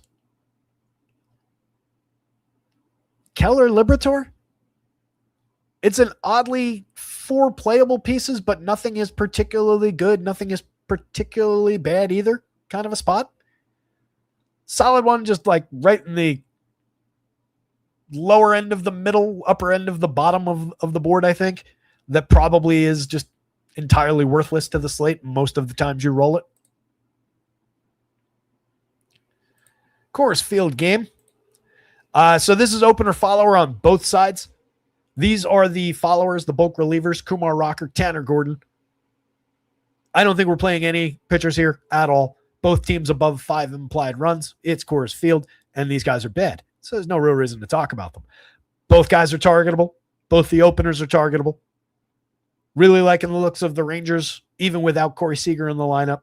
You get an interesting version. This is, I believe, basically what they rolled out yesterday with McCutchen in the leadoff role, 4,200. He's carrying a 9.84 in the home run model. He's got 1 on the season. Hasn't made great contact. Hasn't made great contact each of the last few years, but at least it was adequate with the hard hit rate. Decent with the barrel rate last year. Not good, but okay. He was also carrying a much, much stronger walk rate last year, fewer strikeouts, and getting on base at a usual Andrew McCutchen kind of a clip. Right now, he's just been lost. 8.7% walk is wildly uncharacteristic. 290 on base is nothing like him. He might finally just be done, but any given slate, and particularly in Coors Field against this pitching, I can easily take Andrew McCutchen off the table. My hope would be that all the struggles just render him lower owned than he ought to be, especially if he's leading off. I think he gets popular enough, but probably not what he mathematically would come out to. Nimmo at 51.33, going to be popular anyway. You slice it, 4 home runs, getting on at a 342 clip. He's been fantastic this year. Best version of Brandon Nimmo right now. Take advantage. Josh Young at 49.35. These prices are up a little bit from where they were yesterday, but I feel like the Rangers are still pretty cheap up and down the lineup. It's an affordable price for the best version of Josh Young. 298, 346, 470, a 130 WRC plus, making good, not great contact. 46.8% hard hit is nice. Just lacks the barrel, more of a line drive hitter than a home run guy, but low strikeout, low walk rate, a lot of well-struck balls in play. We'll take that at Coors Field. That works in this ballpark. Jake Berger, 39.33. Major power upside. He's hit 8 long balls on the season, 9.8% barrel, 46.3% hard hit. Even if it's not a homer, doubles work in this ballpark. Again, monster park. So doubles, triples, all work very, very well. That said, Berger's carrying a 16.54. One of 4 guys above the magic number. 6 guys right around it in this Rangers lineup. Danny Jansen's one of those guys at 11.11. 2 home runs on the board in an otherwise pretty poor start to the season for Jansen. We know that he can get out to that 15, 18 home run range if everything goes to plan, though. Decent enough dice roll, considering the Coors Field of it. 3,600 probably becomes pretty popular at catcher if he's in the lineup. Ezekiel Duran's been really interesting. 286, 348, 454 slash line so far. 3 homers, 4 steals, over 133 chances. We've seen stretches like that from Duran. He's more interesting just as a multi-position utility type where you're not really relying on him to be one of their best bats. He's in a situation right now where they're kind of looking at him to be one of their better bats. He's going to get popular in this spot. The multi-position eligibility is great. You don't really want him at shortstop on DraftKings, but Coors Field, you'll take it. Second base is ideal. More positions available on FanDuel, including third base, which is great. But again, going to be one of the more popular Rangers, and chance he's leading off instead of hitting 6th, which would make him even more popular. Justin Foscue, I believe, put up a big day yesterday. 2 home runs on the board, 283, 083, 600 over 26 plate appearances. More just mix and match quality in general, but a playable part at Coors Field for a fair price. Has second base eligibility on both sites, which is nice. Wouldn't really want him at first, though. Sam Haggerty, Michael Hellman, if they're in the lineup, mix and match pieces, just another outfielder. But again, Coors Field for cheap pricing, both those guys can get into your lineup. Excuse me. A little tickle in my throat.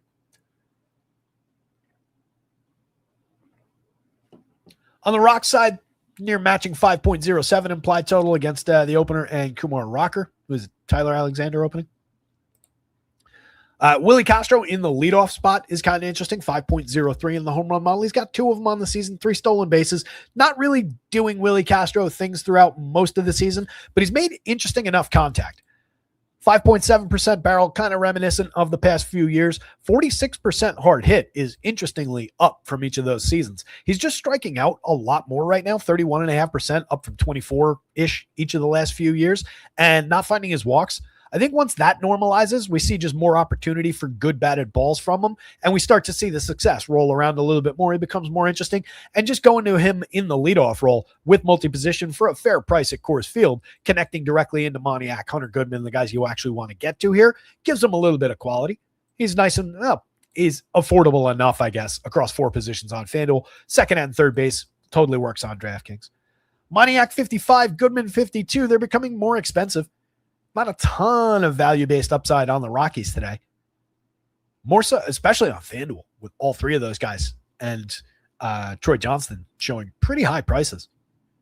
They kind of got the situation correct for the Rockies today. The Rangers on the other side, a lot cheaper.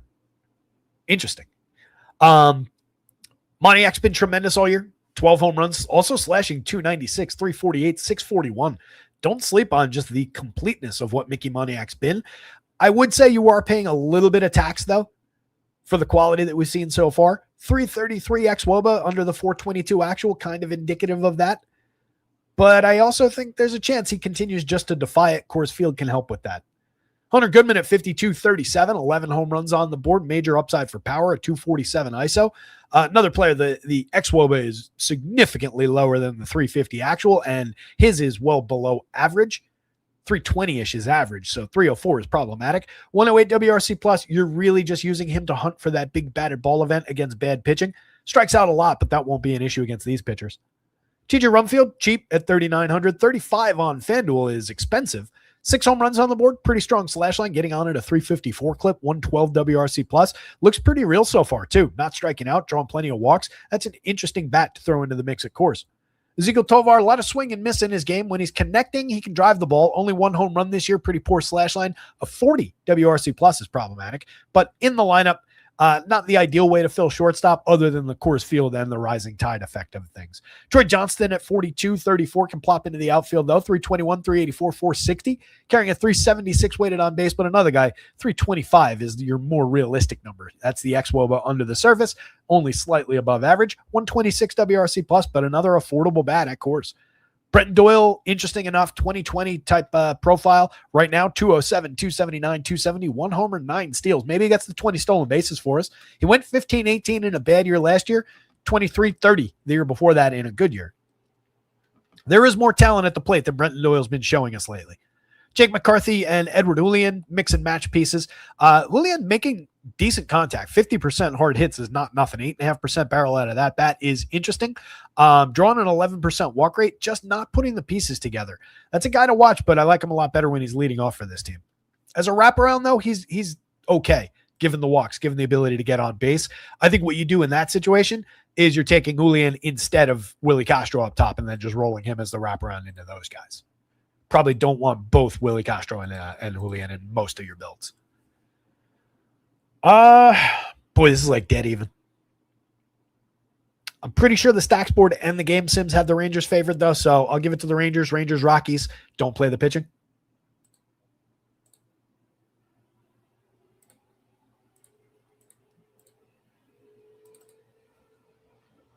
WDN points out Moniak 100 more than Ohtani on FanDuel.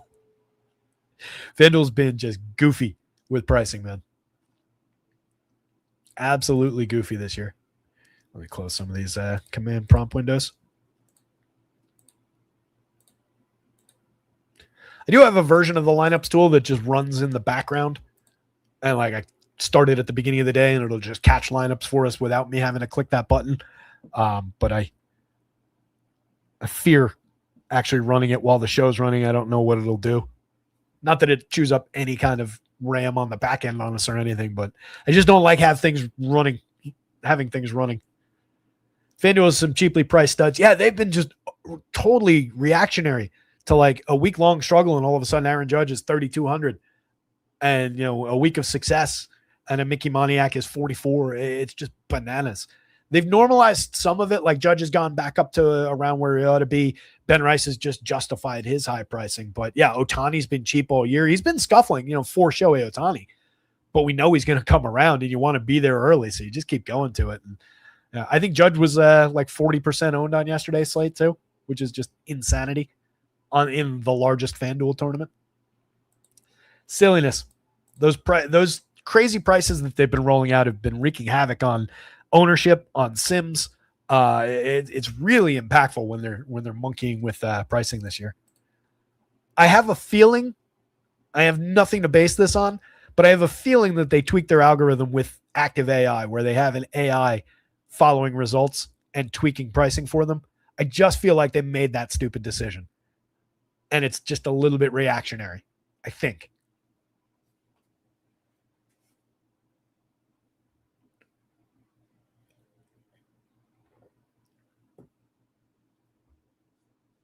Not much else going on in chat. Hit that like button. Subscribe to the channel, by the way. Haven't mentioned that all show. Scrolling across the bottom of your screen, rotoscouts.com. Under $1 a day gets you access. Weekly, monthly, quarterly plans available. You get all 4 major sports. Anything that hits that website for the same buy-in. Under $1 a day. It's $6.93, I think, to get from today to next Tuesday. Check it out. Weekly, monthly, quarterly plans available. Still going on with NBA playoffs, NHL playoffs, NFL right around the corner. Trying to keep your money in your pocket so you can enter these contests that we're here talking about. Not trying to take it from you. Just trying to get a little bit for my time, you know? A's, 4-3-1 implied. Let us down last night. Getting Reed Detmers today. I like the Detmers side of that equation. Projects out pretty well. As mentioned at the beginning of the show, look how well Reed Detmers grades out across Stuff Plus, Location Plus, and Pitching Plus. Reed Detmers is secretly one of potentially the best pitchers in baseball. He just struggles to really make it all work. But he's got great stuff. He's got the ability to locate. He is a tremendous, tremendous pitcher. Look at the full arsenal, too. I mean, we're talking multiple well above average pitches. This is a good pitcher. He's got a 4.38 ERA, 3.86 xFIP, 3.67 Sierra. Again, he doesn't fully put it all together in a lot of his starts. It's amounted to a 24.9% strikeout, but he's got more than that. 8% walk can be a little bit high, and he can lose more hitters than that on a bad day. Misses bats effectively, 11.3% swinging strike rate, can push that up a little bit. 16.9% strikeout minus walk should be higher given what I said about the strikeouts and the walk ability. Very good so far at inducing weak and medium contact, resulting in few home runs. But when he makes mistakes, they tend to sit flat and get destroyed. We can see the downside in, well, not really in his 63 innings of relief work last year. 87 and a third going back to 2024. You can see the downside. 4.60% home run rate. That came on similar-ish contact. 39.3% hard hits, 89.9. Actually, no, that's a little high. That's right at our threshold. That's approaching it, 10.7% barrels. The launch angle is essentially the same. So it's just about inducing that weak and medium contact. So when those mistakes start getting baked in over a larger sample, you'll see the home run number go up a little bit. But he's also, again, talented enough to defy that in the long term and just pitch better than he did through here. 6.70 ERA that year, but a 3.86 xFIP. That's almost 3 full runs of differential between how his surface numbers and how he actually pitched. 13% swinging strike rate that year. So again, there's downside in there, but I think any of that is baked into the price. 73 is downright cheap. 8,000, same thing on FanDuel. Upside for a quality start. Plenty of strikeout here. 19.8% if we're just looking with some skewed numbers in there. But the same collection of hitters, the guys that were in the league last year, 26.8%, 25.3 for some of those guys 2 years ago. Unconfirmed lineup so far. I do think you could get some A's against. Draw some of the premium righties plus Kurtz against the lefty here. They're showing some power upside. 3 of those guys above the magic number in the home run model. It's the guys you would expect. So I think there's playability in the A's. The 4.31 implied total backs that up. But Reed Detmers is probably the talking point here. I do think he gets a little popular, a little bit chalky. WDN asks, who do I like more, Sheehan or Detmers? Ooh, that's tough. I like Detmers to give us a better shot at a more complete start, I would say. 5 2/3 last time out. Give up 3 earned runs, struck out 6, 4 runs total on 6 hits. Wasn't great. That was against Cleveland. 6 1/3 going back against the Mets. 2 starts back, 8 Ks, 3 earned runs, 9 hits. Something like that. I think, an 8 strikeout game, but a few runs is in the cards. Where I worry about Sheehan is the velo comes down as the start goes on. He flags a little bit as the start goes along, but he's been really good. He got through 6 the last time out, struck out 6, walked 2. I think there's some give and take with Sheehan where if he gets out to, like, he had a 10 strikeout day and went 6 1/3 against the Cubs in what was probably his best outing of the year, and then followed that up with 2 4 2/3 starts, one of which got away from him. gave up 4 earned runs, but struck out 8. Pitch count went up, and then had a 7 strikeout day, only 1 earned run, but gave up 6 hits and just wasn't perfectly efficient in that one. So I think we come down to what are the pitch count demands? If he's having a good strikeout day, is he managing walks alongside that? Is he managing hits, more importantly, and sequencing alongside that, where he's not, going 3-2, then giving up a single and then having to get the next guy? So if he's putting those guys away and pitching efficiently, I think we can get 6 out of Sheehan. I think there's less of an issue for that with Reed Detmers because he doesn't have as much of the fading as the game goes on as Sheehan's dealing with right now. So slight lean toward Reed Detmers.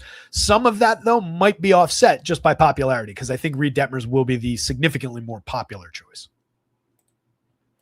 Jacob Lopez on the other side of this, 6,500, 7,000. Very cheap. Really struggling over 40 and a third, though, pitching to a 5.80 ERA with a 6.0 xFIP underneath it. 5.80 Sierra is an exact match. 15.8% strikeout against a 14.2% walk is problematic. Last year, though, remember at the beginning of the show, I said he has okay strikeout stuff. When he's going right, 28.3% strikeouts over 92 and 2/3 in 17 starts last year. Pitched to a 4.08 ERA, 4.13 xFIP. Gave up some power, but it wasn't because of frequency of hard hit balls. It's just some happenstance on a significant fly ball trajectory. And remember the home park that he pitched in. I would wager, I haven't looked, but I would wager that a fair share of those 3.76% home runs came in Sutter last year. So you take him out of that problem and you normalize, some of the issues that he's gone through this year.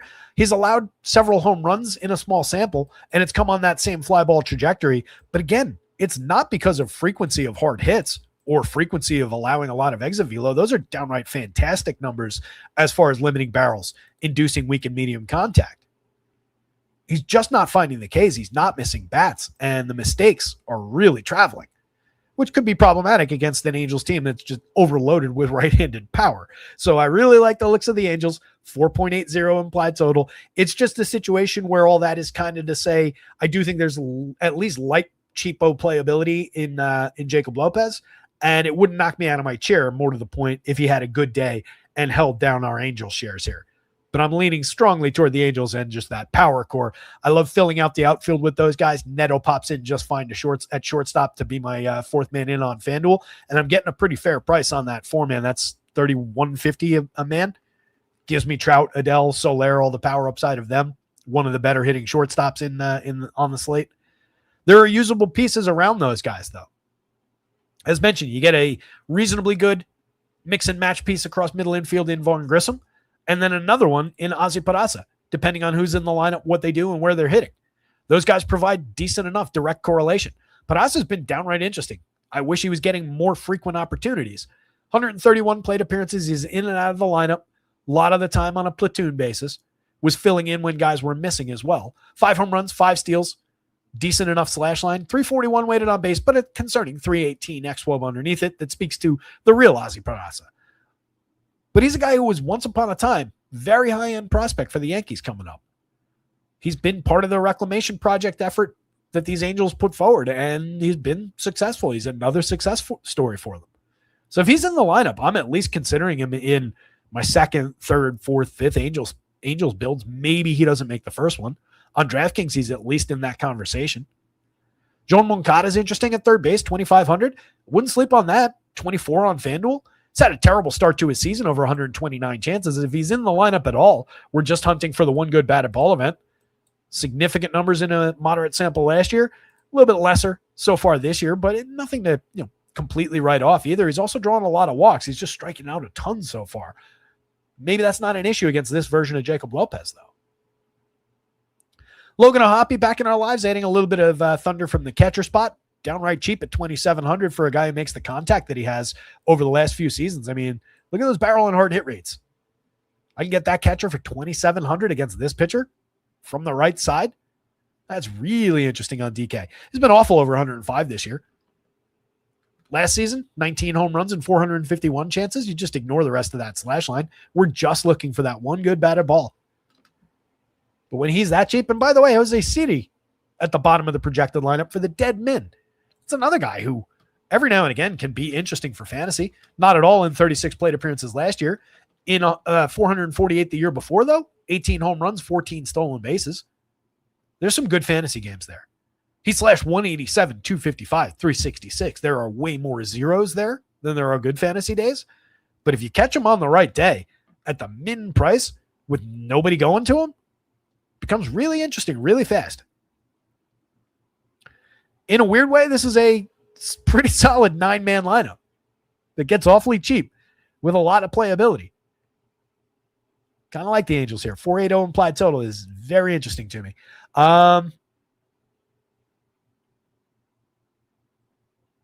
Angels bats. Reed Detmers. He's going to get awfully popular. That's why I did it. I really like the pitcher, though. Angels bats, Reed Detmers. A's bats, Jacob Lopez bringing up the bottom. But again, don't be completely shocked if Jacob Lopez has a decent day and takes the Angels out of the mix. Wouldn't stun me. There were plenty of strikeouts for him to go find. 26.6% this year. These guys do swing and miss to go with all that power that they have. 31.2% for the guys who were in the league last year. 26.4% the year before that. So there are strikeouts here. The Angels do have the ability to give you zeros pretty quickly and stack them up. They also have the ability to stack up multiple home runs, which is what we're chasing.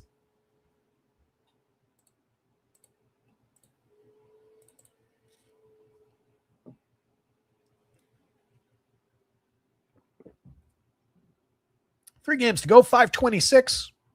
I don't love our pace, but we're getting through. Not problematic anyway. Drop a comment, some chit chat into the chat box there. More importantly, hit the like button. Subscribe to the channel. If you hit the like button, leave a comment on the video. I tell you what, let's play the game.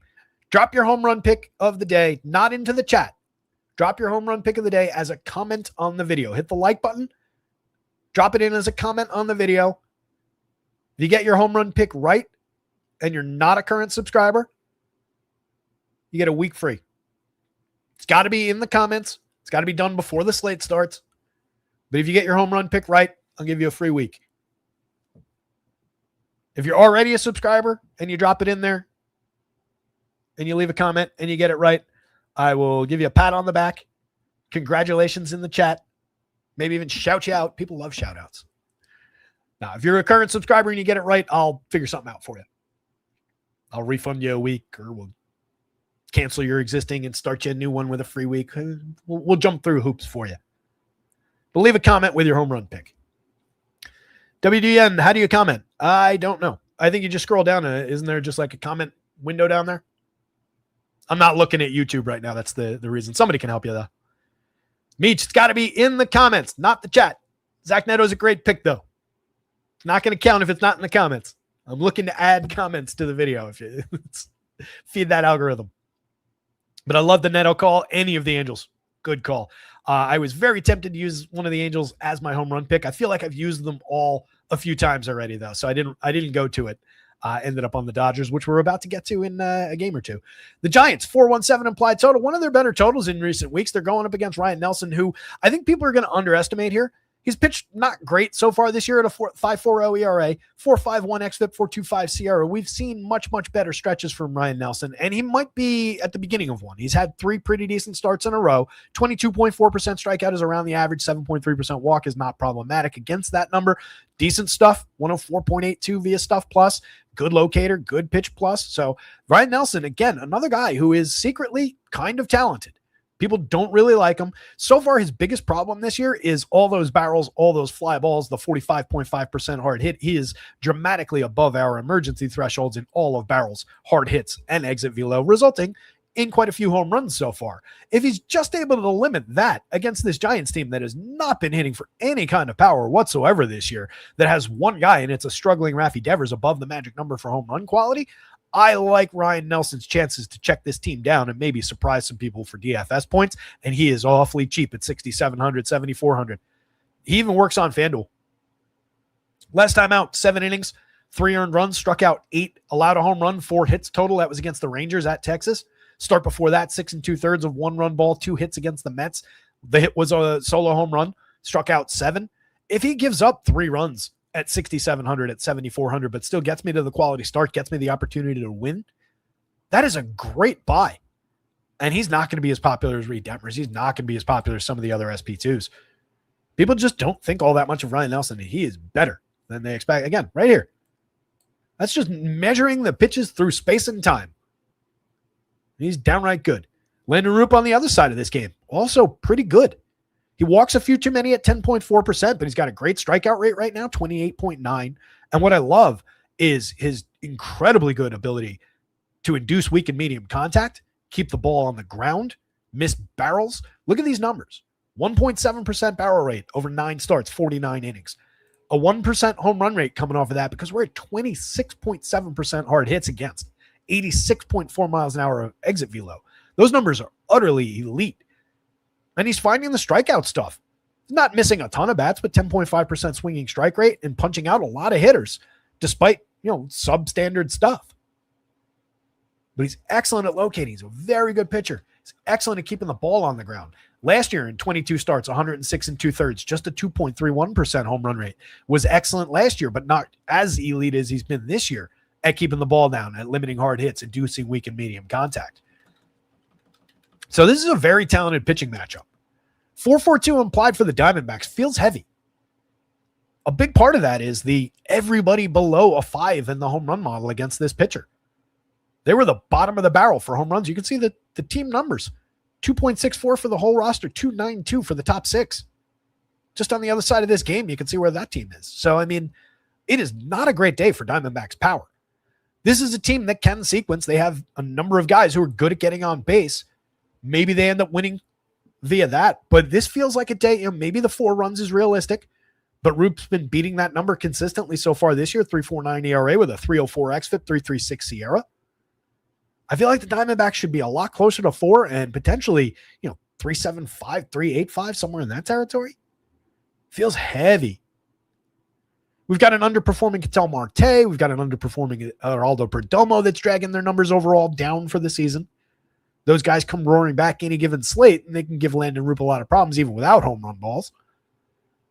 But taking that, putting them at their current levels of performance, taking the long ball out of the equation, where is this team's offense really coming from? Corbin Carroll can't do everything. Nolan Arenado is likely to hit a few weak ground balls. I know he's hit 7 home runs. We talked about him yesterday. Maybe some signs of life. I'm not buying in yet, but at least he's been better than expected. But not really a reason to go to Diamondbacks or expect them to deliver a ceiling game. 4 to 5 runs I could see. 10, 12, slate breaking. They did that last night. I don't think we're going back there today. Ilimaro Vargas continues to overperform his talent by the biggest margin possible. He's ridiculously overpriced. You're just paying a major tax, especially on FanDuel at 36. 46 is at least somewhat more reasonable, but that's a high price for a nothing hitter. I know he's been good over 165 chances this year. I get it. Last year, you're talking about a 270, 292, 383 hitter in 121 plate appearances, 3 home runs. That is him, right? Yeah. Year before that, in 303, 246, 295, 316 with 1 home run. Year before that, 252, 304, 363 with 4 home runs. This is a guy who's been in the league for 10 years. We know that Ilimaro Vargas is not this guy. Even if he continues that for another 150, 200 plate appearances this year, he's still not that guy. Lourdes Gurriel, Adrian Del Castillo, Gabriel Moreno, all playable pieces, mix and match parts right now. You get a little bit of premium contact upside from a couple of those guys. Gabriel Moreno's probably your most interesting option down there. Fairly low strikeout, decent walk rate in years past. Strikeouts are up a little, walks are down a little so far this year, but he's pushed contact back up to interesting levels.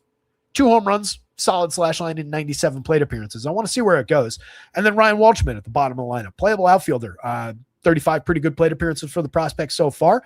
Believe he had a good game again last night. Remains pretty cheap at those prices. It's just a bad matchup for this team overall going up against Roop and his ability to just get all that bad contact from them. I'm kind of sort of more interested in the Giants against Ryan Nelson, but like I said, I'm interested in him against them more than I'm interested in them against him. If you're going that direction, though, Luis Arias could be a part of the equation. This is good version of Arias right now, 324, 365, 432. All he is a slap hitter. Just hits for average, but he's quite good at doing it. Multiple batting titles. So you go there for the table setter at second base. At least he's not first base on DraftKings right now. You've got multiple other first basemen on this lineup, so that would be problematic. Second base is where you want him. Casey Schmidt's been interesting. Third base works on DK for 4,000. Really overpriced at 3,500 on FanDuel, though. 8 home runs on the board to lead the team. 295, 342, 523. The 143 WRC plus also leads anybody with a reasonable sample on this team. But he's probably not that good in the long term. Overperforming, at least to a degree. 377 weighted on base against a very good still 359 xWOBA. But I don't think he's even that good. He's making great contact. I just don't want to pay that tax on a bad team against a pitcher that, mediocre as he's been, I probably want to get to a little bit. Rafi Devers at 45-28, given the home run number there, is definitely a priority if you're going to the Giants. He's hit 5 on the season. He rated out really well in game sims for power too, but really, really struggling right now. I think he's fine in the long run. I don't know that necessarily starts today, though. Matty Chapman, playable, but been really bad, lacking contact. There's a lot less to believe in with Matt Chapman right now than Rafi Devers. 2 veterans that we know quite well, really, really struggling. But Devers at least visible path back to quality. I don't know about Matt Chapman. I'm concerned. I didn't come into this season at all concerned, and I've grown very quickly concerned because of just the total lack of quality in his batted ball events so far. Eldridge, Gilbert, Susac, Will Brennan, and Harrison Bader are all mix and match pieces going down the rest of this list. Not a one of those guys is really worth focusing on. Susac's found some success over 33 plate appearances, but he's not that guy. Gilbert, mix and matchy. Eldridge is a high-end prospect for this team. He will eventually deliver much, much better than he has over these 31 plate appearances. He would be your bottom of the lineup or your mid-lineup priority among these cheap guys. And then I guess Will Brennan, you could throw a dart at just the dead min pricing of it. 11 poor plate appearances so far this year, 13 terrible plate appearances last year. Back in 2024, he made 353 plate appearances, hit 8 home runs, stole 4 bases, had a 98 WRC plus. 455 chances the year before that, hit 5 home runs, stole 13 bases, got on at a sub 300 clip, and an 81 WRC plus. It's not much of a bet, but he is the min price. He is a lefty to throw into the mix against a middle of the board righty.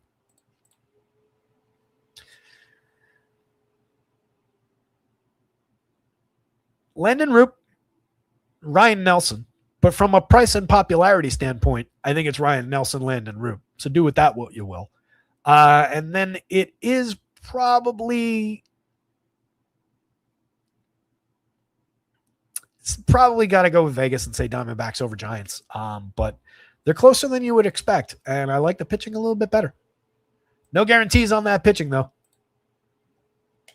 That is not me confidently saying go play Ryan Nelson because he's great. That's me saying Ryan Nelson's better than people think, and I think he's cheap and low owned, and we might be able to get away with it.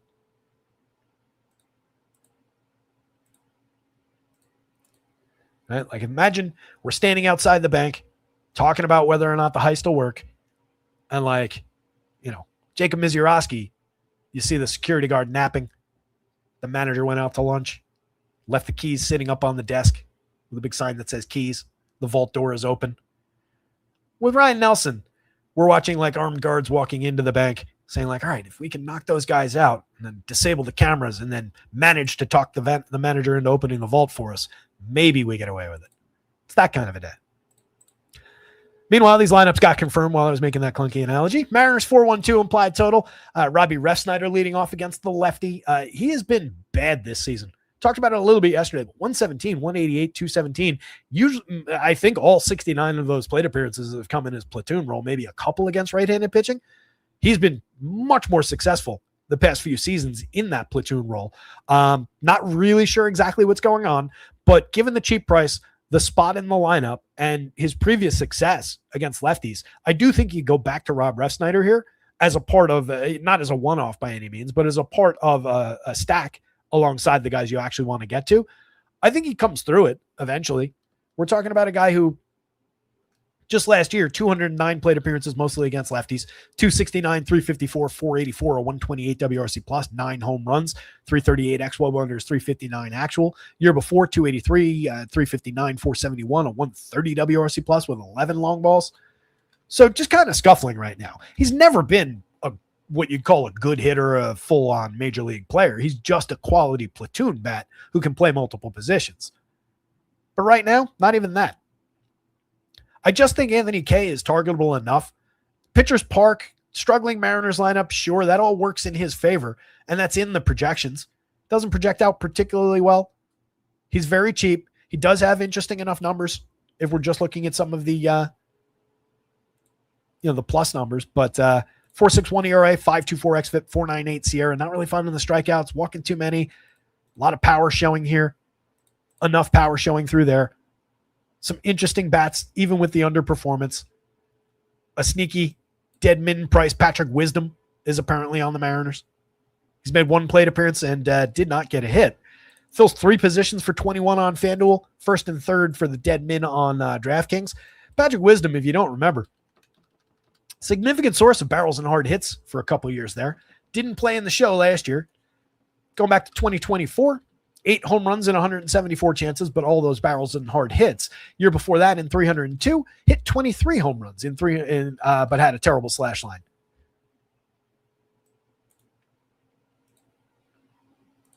Year before that, 25 home runs in 534. Patrick Wisdom mashes baseballs when he happens to connect. 28 home runs in 375 the year before that one. What he is not is one of these 3 true outcomes hitters. He doesn't draw a ton of walks, doesn't reliably get on base, doesn't hit for any kind of average. He is home run or bust. But there is major cheapo power upside from the right side with Patty Wisdom in the middle of this lineup today. That's interesting. 8.43 in the home run model. Connor Joe is also an interesting right-handed bat to throw in against lefties. He's found a fair amount of success against left-handed pitching through his career. Right now in 36 plate appearances, mostly against lefties, he's been awful this season. Mitch Garver, same thing. Awful over 70 plate appearances, but quality in his past as a righty bat for cheap pricing against a mediocre lefty. There's platoon-based upside through all 3 of those guys. Wisdom is easily the most interesting one, though. That comes with the major asterisk of no guarantees of success. You're taking your life in your hands. He might strike out 4 times.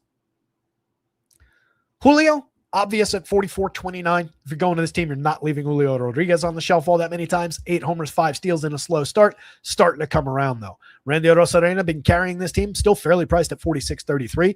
Absolute priority. Josh Naylor, I'm not worried about lefty against this pitcher. 42.29. Totally works at first base. He's starting to come around. 260, 325, 370. Looks a lot better than the slash line was a couple weeks ago. 5 home runs, 12 stolen bases in 200 chances. Up to a 103 WRC plus. Rock solid 347 xWOB under that 312 actual. Really like the upside for Josh Naylor in a continuing sense. And then Cole Young at the bottom. He's been reliable. 316 on base and 97 WRC plus. Nothing great. When I say reliable, I mean just as like a cheap DFS piece in the middle infield. But he's in there basically every day. 193 plate appearances, 243, 316, 353, 3 homers, 2 steals, handful of runs. Solid number of RBIs, honestly. 26 ribbies from the bottom of the lineup all season long. Kind of surprising, especially with this team struggling around him. And then the big prospect, Colt Emerson, 3,000, 2,600. He's got a home run on the board already. What's not to like? Kid's got major pedigree. Got here in an awful hurry. He's only 20 years old. And then going the other way, we have the Bryce Miller for 4 or 5 innings probably, and Luis Castillo for 2-3 innings probably. Neither guy has appeal, just considering how they're just mashing it up. Miller is a very talented pitcher. Castillo used to be a very talented pitcher. Wouldn't shock me if they held the White Sox down. It's only a 3.47 implied total on the other side of this one. Not really reflecting the quality the White Sox have shown in spots, and definitely giving Miller credit for being the guy he was 2 years ago, not the guy who struggled before getting hurt last year. He was okay in the season debut. Gave us 5 1/3, but I wouldn't expect more than 5 here. Problematic for DFS. Doesn't necessarily lead to White Sox bats in a pitcher-friendly park, though. If you're going in that direction, it's very obvious construction with Murakami and Colson Montgomery as utter priorities. Both those guys above the magic number for home runs against both pitchers. And then you get the hit tool-oriented players in Sam Antonacci and Chase Meadroth, who's back in the lineup after a day off yesterday. Both those guys have been very good at getting on base. The hit tools have been on display. Neither guy has all that much power. Antonacci's got probably a bit more realistic ability to drive the ball. He's also carrying a 369 weighted on base with a spectacular 402 xWOBA over his first 112 plate appearances, scoring a lot of runs. Those 2 guys are really interesting for correlated scoring. And then in between Murakami and Montgomery, you get Miguel Vargas, who has been driving the ball very effectively. limiting strikeouts, drawing a lot of walks. That's kind of an ideal guy to throw against an unknown version of Bryce Miller just coming back and a struggling Luis Castillo. So much as I don't want to give him all that much credit, Vargas has been interesting. He's hit 11 home runs, 366 on base, a 401 xWOB under a 377 actual. It's an interesting hitter. 39 feels really expensive for him on FanDuel. 47, a lot more friendly on DK. Benintendi's just a mixer, but he's been hitting the ball well as far as the quality of contact. Not really finding much result from it, but that is at least interesting premium contact. The barrels kind of reflect a little bit of a breakout for power last year, but we know this player pretty well, and we know that he's mostly around this actual 231, 239, 291, 388 guy. Jared Kelenic, I talked about a lot yesterday. Home run on the board in 48 plate appearances. Former top end prospect, still just like 28 years old. I still am interested. He has made good contact despite not finding good results in the show. Each year he's had any kind of opportunity, he's at least made good contact under the surface. Struck out too much, didn't draw enough walks, didn't find enough success. But there's an interesting player in there when he lands in our lineups against questionable pitching at 2,400. I say questionable because I don't know the shape that Bryce Miller's in right now. It's a pitcher I love in the long term. I think he's excellent. Tristan Peters, Edgar Quero, mix and match guys down the bottom of the lineup. Mariners, White Sox, probably wouldn't play pitching on either side. I don't believe there's enough upside in Anthony Kay, even at the cheap price. There's other cheap pitchers that we just talked about, like Ryan Nelson at almost the exact same pricing to go to. I don't think he's necessary, and I don't know what we're getting from Bryce Miller. If you're going to play Miller at 7,000 on DraftKings, as I said at the beginning of the show, maybe you can squeak that through. He is good enough for 5 innings, if you get the 5, that he can pay off that DraftKings price. I don't like it at 83 on FanDuel. It's not competitive enough price-wise with the rest of the board, and I know I'm not getting my quality start, or I have a strong suspicion based on how they've stated they're going to play this game. Last one up, both lineups confirmed. Dodgers, 447 implied total. Super interesting going up against the corpse of Griff Canning. Canning, inning in 2/3 last time out, gave up 6 earned runs, struck out 2, walked 4. That was against the Brewers, who can do that to you. Oddly, didn't give up a home run in that one. Didn't give up a home run to the Cards, even though he gave up 6 earned runs on 7 hits in that one. He struck out 5, walked 2, was out after 4 1/3. Had a 5-inning day in his debut. That was against the White Sox. Went 5, faced 19 hitters, allowed a solo home run, 3 hits, struck out 7 and walked 3. That was his best game, probably going to be his best game of the season. Every now and then we used Griff Canning overtime.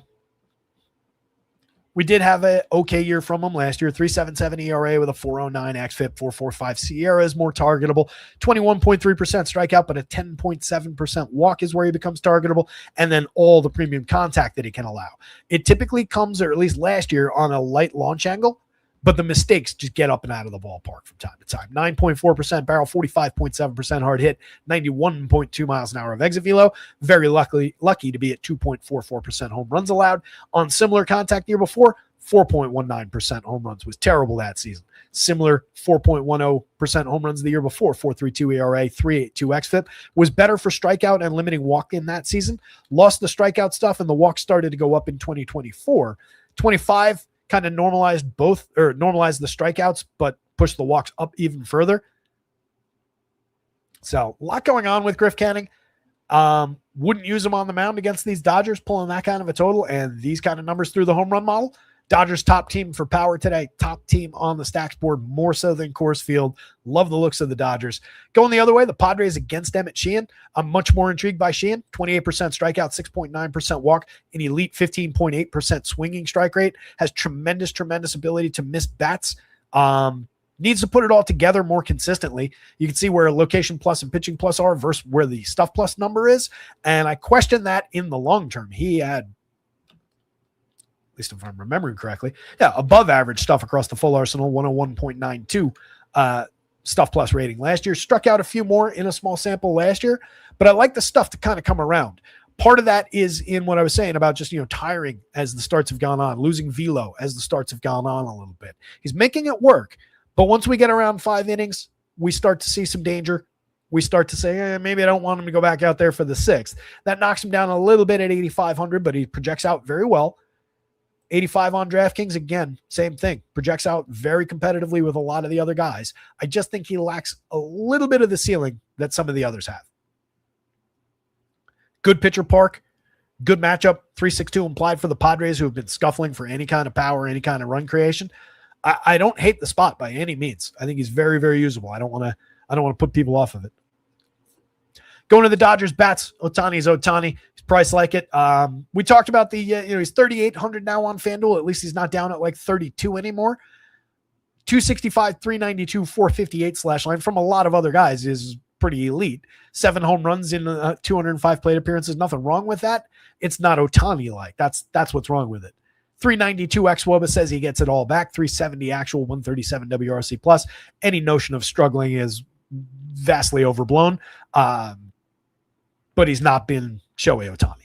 Mookie Betts at 45.35, differently priced across sites. Nice bargain on DraftKings, fair on FanDuel. He's struggling over 59 plate appearances, but give him a minute to put the pieces together. I think he'll be just fine. Freddie Freeman at 48.29, nicely discounted on FanDuel. 254, 338, 399, 4 home runs, making fantastic contact, not striking out, drawing his walks. He's still Freddie Freeman, even with a bit of a dip in batting average that we don't really care about. 377 xWOB under the 330 actual. Kyle Tucker, 5,400, 3,200, carrying a 13.49 in the home run model today. He's only hit 4. It's not a great start to his season. He's creating runs just fine. 116 WRC plus, 254, 354, 402 slash line. We just want a little bit more power, a little bit more of that, superstar caliber output from Kyle Tucker. I think he finds it as time goes on. At worst, he's a major piece in an elite lineup. Will Smith is still cheap at catcher, 4,000 on DK where you need the position. 2,800 on FanDuel works just fine in tandem with Freddie Freeman. Going back and forth with Freeman shares. You want Will Smith in your lineups, 9.20 in the home run model. He's hit 4 on the season. He's carrying a 369 xWOBA on tremendous contact, 14.7% barrels under the surface. Andy Pajes has been tremendous. Teoscar Hernandez has shown major upside for power over seasons past. He's hit 5 home runs so far this year. Pajes has 10, 356 xWOBA for Pajes, 327 for Teoscar so far, 110 WRC plus. Love the upside for either one of those guys to hit a long ball. 9.31 could have been 10, 10.74 in the home run model. And that's bypassing our home run pick of the day, which is Mr. Max Muncy, 10.13. He's got a dozen of them on the season to lead this fantastic team. Also gets on base like crazy. So even if we miss on the long ball, we're likely to pay those shares anyway because Max is great. 147 WRC plus. That also is team leading right now. It's over 178 plate appearances, 19.4% barrel, outdoing Shohei Ohtani, 53.7% hard hit.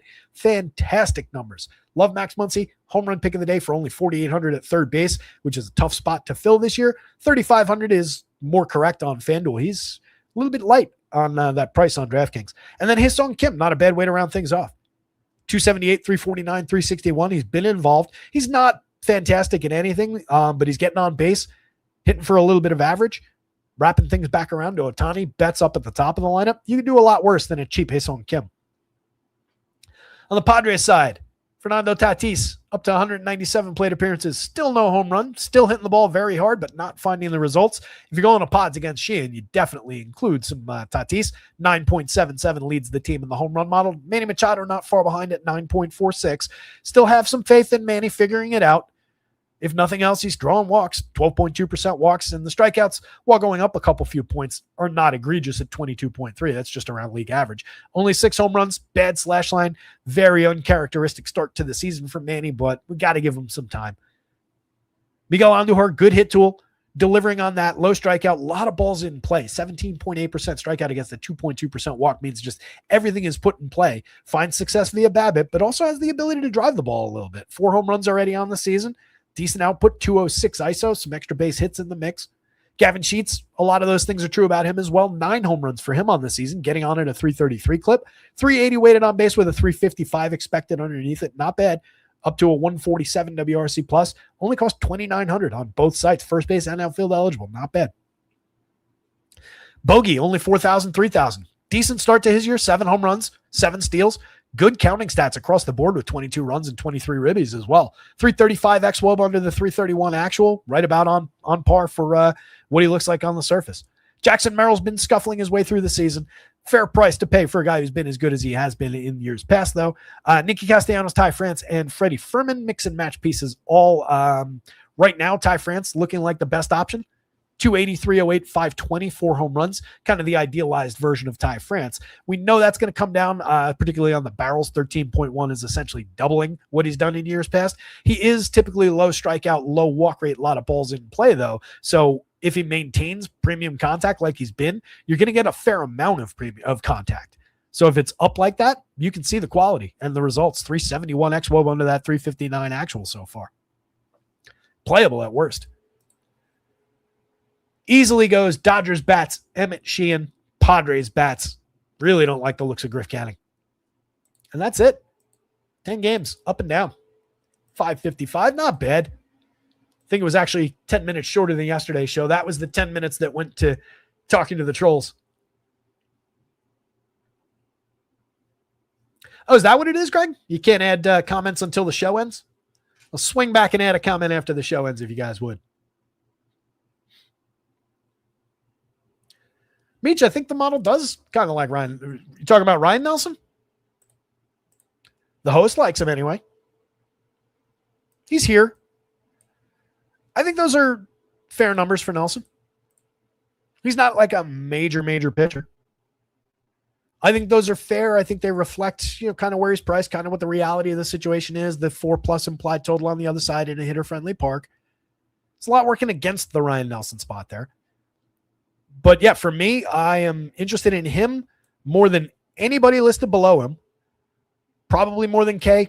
Probably more than Roop just because of where Roop's priced on the other side of that game. I think he's just as good and likely to keep the Diamondbacks suppressed more than that Vegas total suggests. I probably like Nelson more than Liberatore, and, well, McCullers isn't pitching anymore, certainly than Jason Alexander. At price, I think he's probably a better option than Mitch Keller, probably a better option than Zebby.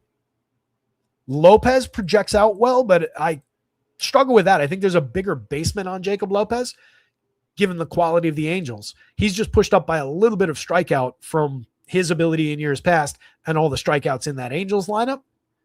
But that one's shaky. Out of your higher projected guys, that's the shakiest one. But I don't think that Ryan Nelson necessarily should have been like projected into this range.